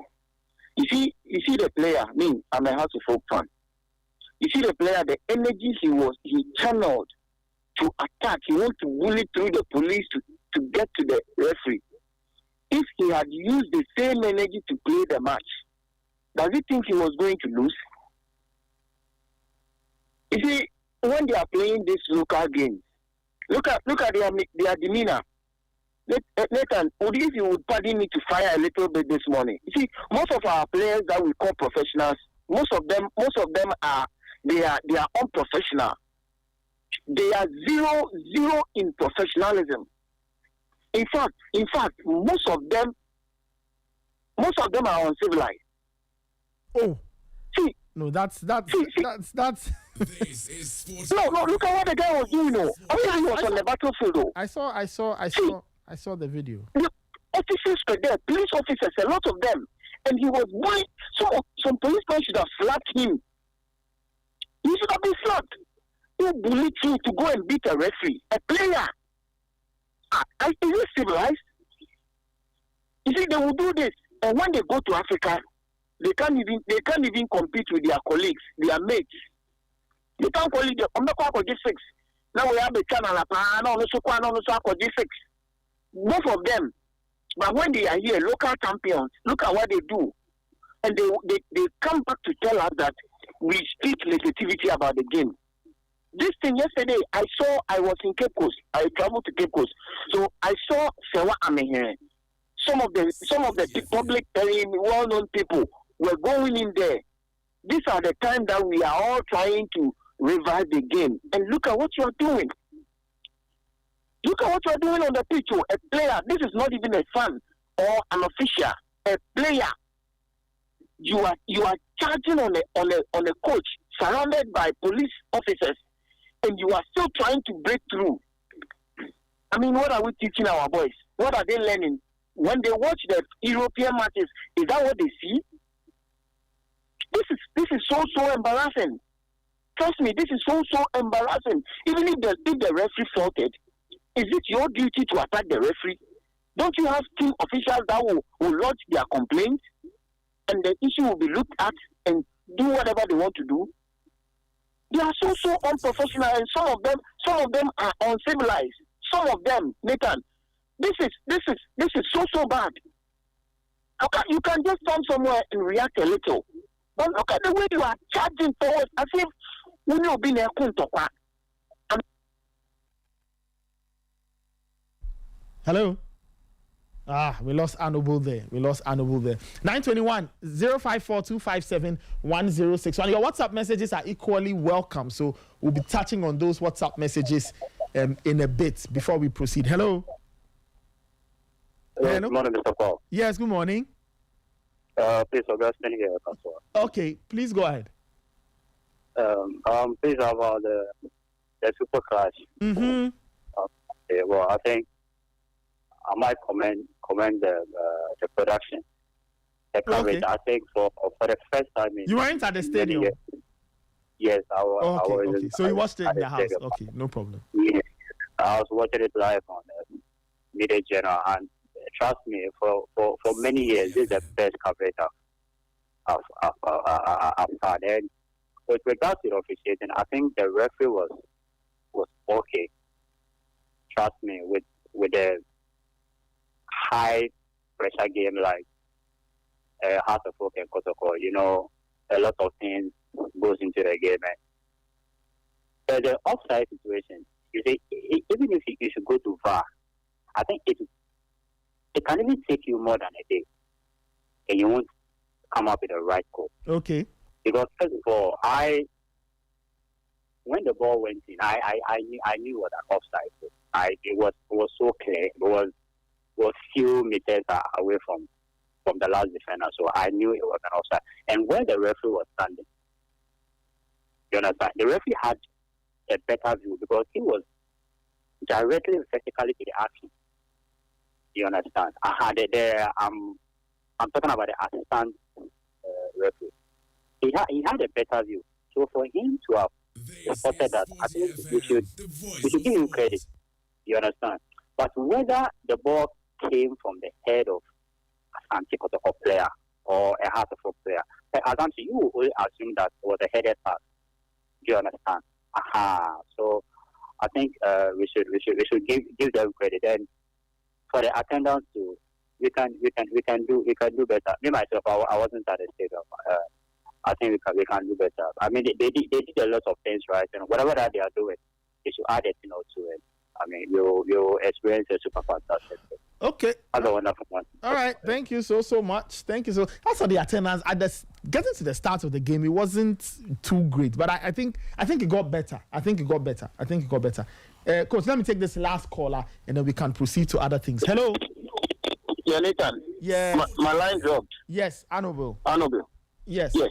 And my last issue, the academy, this popping up academy issues with the sodomization. So why is the team still holding on to the coach? Why is the team still holding on to the coach, my brother? You see, this is a situation whereby a death issue is involved, and you were the accused. No matter what, at least they should let him sit aside until all is cleared. And this coach, when you look at some of the videos, I mean, we don't have evidence, but we are talking about the videos we've seen. This guy, he will be lying down, will be lying on bed with boys and doing those things. It's very, very suspicious. And if we are going to think about our football academies with thinking of the boys that makes the academy complete, this is risky. You see, someone just called, one of my colleagues just called and said he's calling from Medina, and he has personally experienced this thing with some children and all that. It is something that is happening. And Nathan, this thing shouldn't go scot-free. Please, some of you whose voice can be heard out there, Charlie, you should speak about this. You see, these boys are vulnerable. Boys who want to make future in football. And when they get themselves involved or attached to academies, and the coaches that are supposed to raise these boys are going to treat these boys like this, because most of the boys come from poor homes and their parents cannot even fight such situations. Nathan, it's so risky. It is. All of us didn't come from rich homes whereby our parents can fight for us when it comes to situations like this. Yeah. But if we had gone through such situations, we couldn't have gotten this far. Yeah. We have a lot of people, dignity people, who came from very humble background. If they had gone through such situations, they wouldn't have been here. So the children, we think they are from poor homes, so we can do anything to them. They are all part of the future of this country. And if we don't take care, the rich people, the wealthy people that we think they are children. We lost Anobo again. Okay, I think we'll put a pause on the calls. But I agree with the last point. We'll have to do a lot. And this morning, Raymond was making a point and talking about the GFA, because if you are talking about football academies, the people that regulate is the GFA. So the GFA will have to go around and check each and every one. Those that are not fit to exist, take them out. And as the GFA is doing so too, it should be speaking with the Ghana Police, the Gender Ministry, to ensure that there are efforts all across the table. 9:27. Let's see if there are some WhatsApp messages, and then we touch on one or two things from Europe, and then we head out. Let's go through some of the WhatsApp messages. Okay, this one is from Stephen Adane Dankwa. It says, "Fabulous Masters, fabulous, the greatest. This game was Albert Amo's game. We really missed him." It says, "We need to get a striker." I see. This one says, "Why can't we, the fans and GFA, bite the bullet and openly admit that the standard of the Ghanaian league and the Super Clash is low? It's why spectators attendance is dwindling, and find a solution instead of the artificial hype that has been adopted in recent times whenever the two clubs meet. Refusing to admit you are sick won't cure the sickness."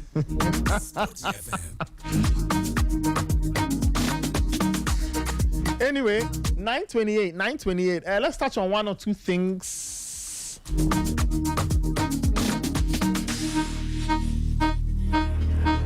Okay, let's take a spot of music, right? So we can all breathe a little. And then we can do one or two things from Europe. Let's not forget there's Total English Football at 10 with Yvonne and her team. They are going over the Premier League weekend. We'll talk about Man City beating Liverpool, Sunderland drawing with Arsenal, Man United going to North London to get a point, and all of that. This is the Sporty Breakfast. We'll take a spot of music. When we come back, We'll hop around Europe quick. Touch on one or two things, and then we'll call it a morning. We'll be right back. Don't go anywhere.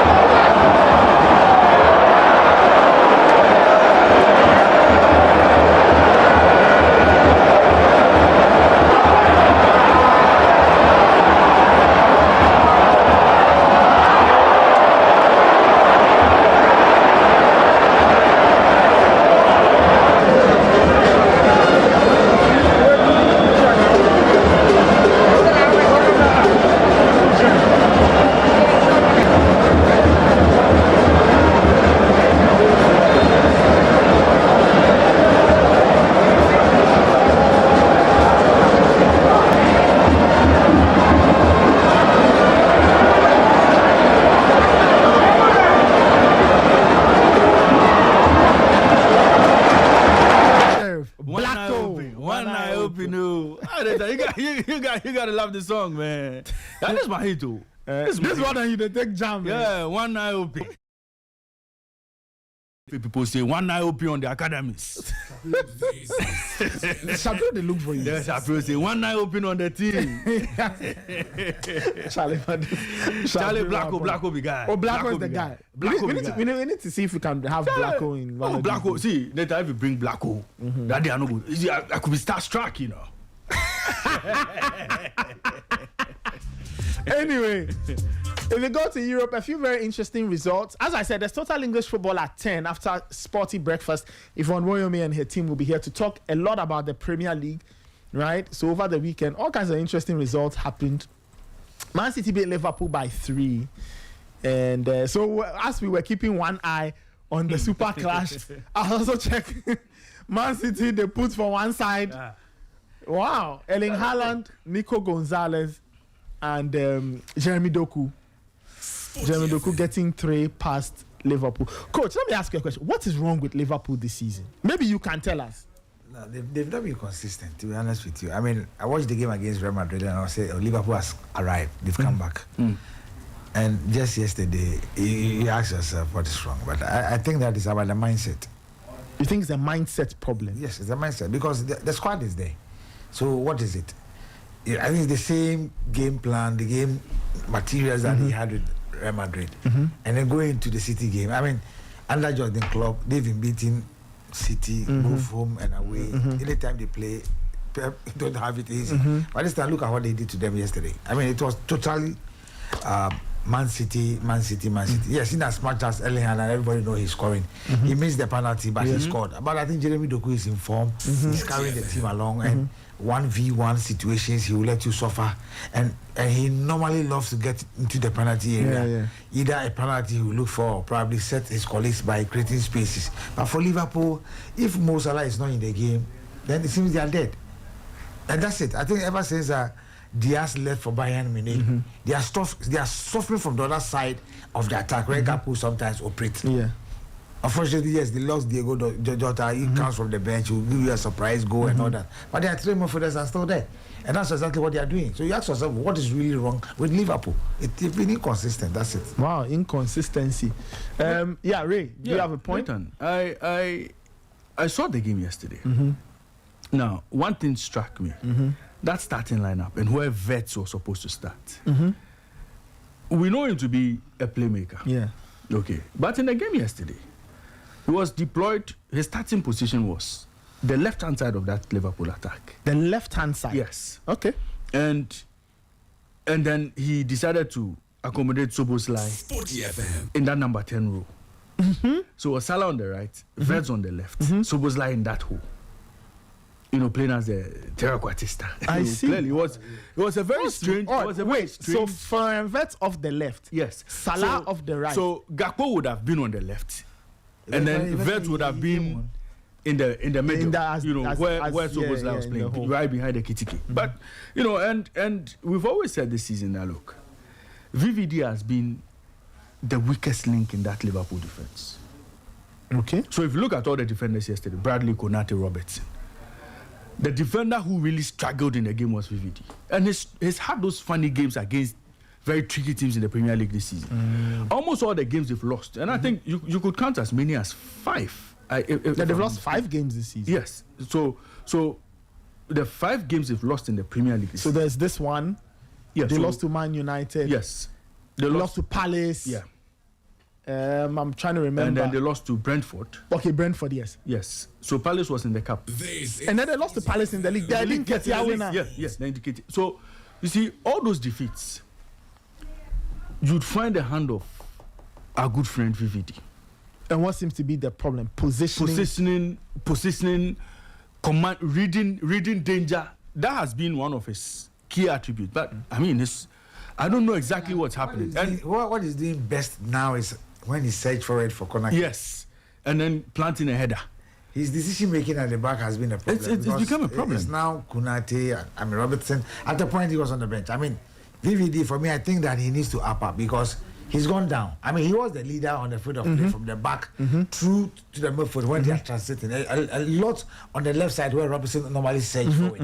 He does very well, and even he normally try to push the team. To the third half of the opponent. To move. This time, you ask yourself what is really happening to him, not only in the EPL or in the Liverpool shirt, even in their national team. It's really happening to him, and I don't know what is wrong. So, Nathan, so it's a bit of a challenge. I think that the coach will have to figure it out. He has to find a way to get the boys back to their best. McAllister, for me, playing alongside Gravenberch last season was one of the. That combination. That combination worked very well. It's not happening this season. McAllister is not having the kind of season he had last season. He's struggling a bit.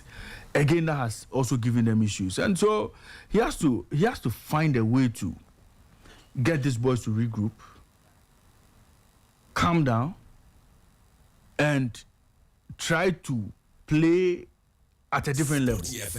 Try to play a very simple game, keep the passes simple. You know, Liverpool are trying to do too much in games. You want them to play, and especially when they go down.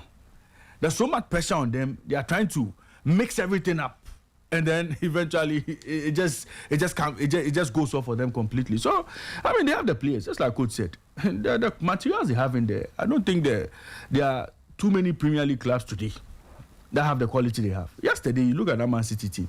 It was Nico who was playing in that middle. Nico Gonzalez. Yeah, Nico was in that middle. There was Foden, there was Silva. I mean, this midfield shouldn't be getting the better of Szoboszlai, McAllister, Gravenberch midfield.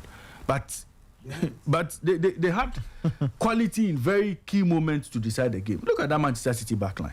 There was O'Reilly, there was Nunes. Nathan, where the hell did these boys come from? Nunes. Nunes. Yeah, you have Matheus Nunes, and then you have O'Reilly. And these are players who were not key figures in that Man City team last season. But they are commanding a starting bet today.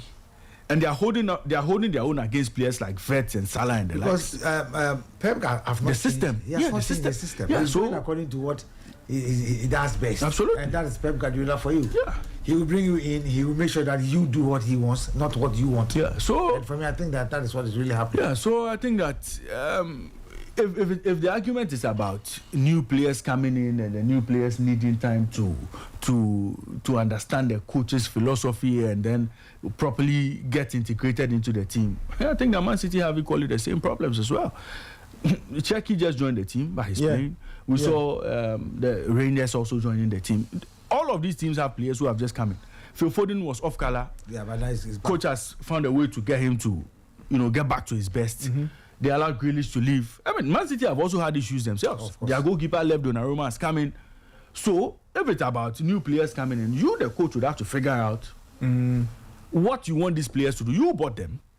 They suited a certain profile. That's why you brought them into the team. Find a way to get the best out of them. The voice of sports. And so, for me, there's no excuse for Liverpool not to perform with this team. I think a lot of it has to do with how Slot is getting himself organized for games. I think that in most games, he gets tactically outwitted. In the United game, you heard him say he was expecting Sesko. Sesko had played a few games. He was expecting to play. Yesterday, pre-match, I heard him say, Man City play in different ways. I mean, Sesko to play. If you know the player's profile, you know his attributes. Yeah. United changed. They didn't bring Sesko. They brought Cunha. So you should be able to understand the lines. So that's why I'm saying that a lot of Liverpool's problem. You think it's a coaching? It's a coaching problem. Because look, these materials. Come on. The players, players may struggle. Players. The one who has been doing. So you said the inconsistency comes from some of his decisions. Of course. Where you point directly to him. Watch the game against Real Madrid, and you understand where I'm coming from. And compared to what you played yesterday. Even that Real Madrid game. Look, Real Madrid this season, they struggled in games. Real Madrid, they struggle, but they have individual players. But you have to admit, Liverpool looked far more stable in that game than yesterday. From what I have seen, once City got going, Liverpool. That's why I said, he gets tactically outwitted when he faces coaches who are able to figure out his team. So Alonso clearly allowed him to play. And this Real Madrid team this season, This Real Madrid they've had, yes, it doesn't scare anybody. They are struggling to beat Rayo Vallecano. Okay, so that is the Real Madrid for you. So Liverpool on any day, if they punch above their weight slightly, they should get the job done against Liverpool. But when they meet teams that have coaches who think, coaches who know how to, no, I mean coaches who know how to, see your threats. And see how to nullify your threats. It looks like Slot almost doesn't know how to fight back when the plan A doesn't work. Exactly. It looks like it's plan A, but if that doesn't work, okay, then, so what do we do? So I mean, and even last season, he showed us a bit of that. In the Champions League especially, those 2 games against Paris Saint-Germain, you could clearly see that, look, anytime he's outcoached, he has no answers. Because in that game, for instance, Mendy made sure that Mo Salah would not play. Liverpool didn't have. And then that was it. Liverpool didn't. It was in the end that they got that goal. But even in the second leg, Liverpool have got problems. I'm sure there'll be a lot more Liverpool conversations on Total English Football. Yeah. Just to touch on some other things, Real Madrid drew goalless. Barcelona won 4-2 yesterday. Very interesting result there. So it's still the two teams are going at each other in Spain. In Italy, I was pleasantly surprised to see some of the things I saw. Inter 2-0 winners over Lazio. Roma, Bologna, Sassuolo. Sassuolo beat Atalanta by 3-0 yesterday. And then you had 3 games ending goalless on Saturday. Parma AC Milan drew 2-2. Pisa beat Cremonese by 2-0. And then you had PSG winning late in that game they played at Lyon. Very interesting one. In the Under-17 World Cup, quickly, before we go, and then for those who do not know, the Black Princesses are playing at 10 a.m. today. They are playing at 10 a.m. today against Benin. They lost to Nigeria. Okay, they lost to Nigeria, but they are hoping to bounce back against Benin. In the Under-17 World Cup, quickly before we leave, Bolivia drew goalless with Qatar. Italy beat South Africa 3-1. Croatia beat Costa Rica 3-1. Senegal beat UAE 5-0. And then my favorite result, Morocco 16, New Caledonia 0. I mean, apart from the 16th, they still have to wait and see whether they'll qualify. But you have a goal difference, a nice goal difference for you. Ray, they were scoring for fun. Yes. You see, Nathan, I understand FIFA's decision to have more teams play. And but you think actually now but you know, when a team qualifies to play at the World Cup and is conceding 16, qualified though. It clearly tells you, I mean, the standard of that team or the level of that team. Yes, the level where they are coming from. The Oceania region has no. You see, FIFA must look at this thing again. Charlie 16-0 in a football game at this level, this day and age. Charlie, somewhere. So in as much as FIFA want to, push the tournament around, get a lot of countries to have a feel of these competitions. Look, even back in the day, when countries like Oman and Go were coming. You remember Oman those days were playing under 17? They were not conceding 16, no. Fiji conceded 7 to Argentina. New Caledonia 16. What football have not had 16-0? Of course, they have been wilder scorelines. That was when? These days. Remember when Australia beat American Samoa by 31 goals to 0? That was when? This was like in the early 2000s. But now things have changed. But, I mean, New Caledonia. Tahiti and things came to the Comfort Cup. Fiji have also come here. They've considered 20 goals already. Anyway, we want a lot of countries to come. There should be quality countries. Let's get some quality. Okay. Anyway, that's how I wrap it up on the Sporty Breakfast. It's 9:48. Many thanks for listening. Shout outs to the production team, Abigail, Nanekia, Angela, and the other. Shout outs to Nana Kwame Labi. Coach Sefa joined us. Coach, thank you so much. Raymond Yamada was my wingman. He did this with me. Many shouts to Emmanuel Ayamga, Fly, our team lead Gary Al Smith, and the technical guys.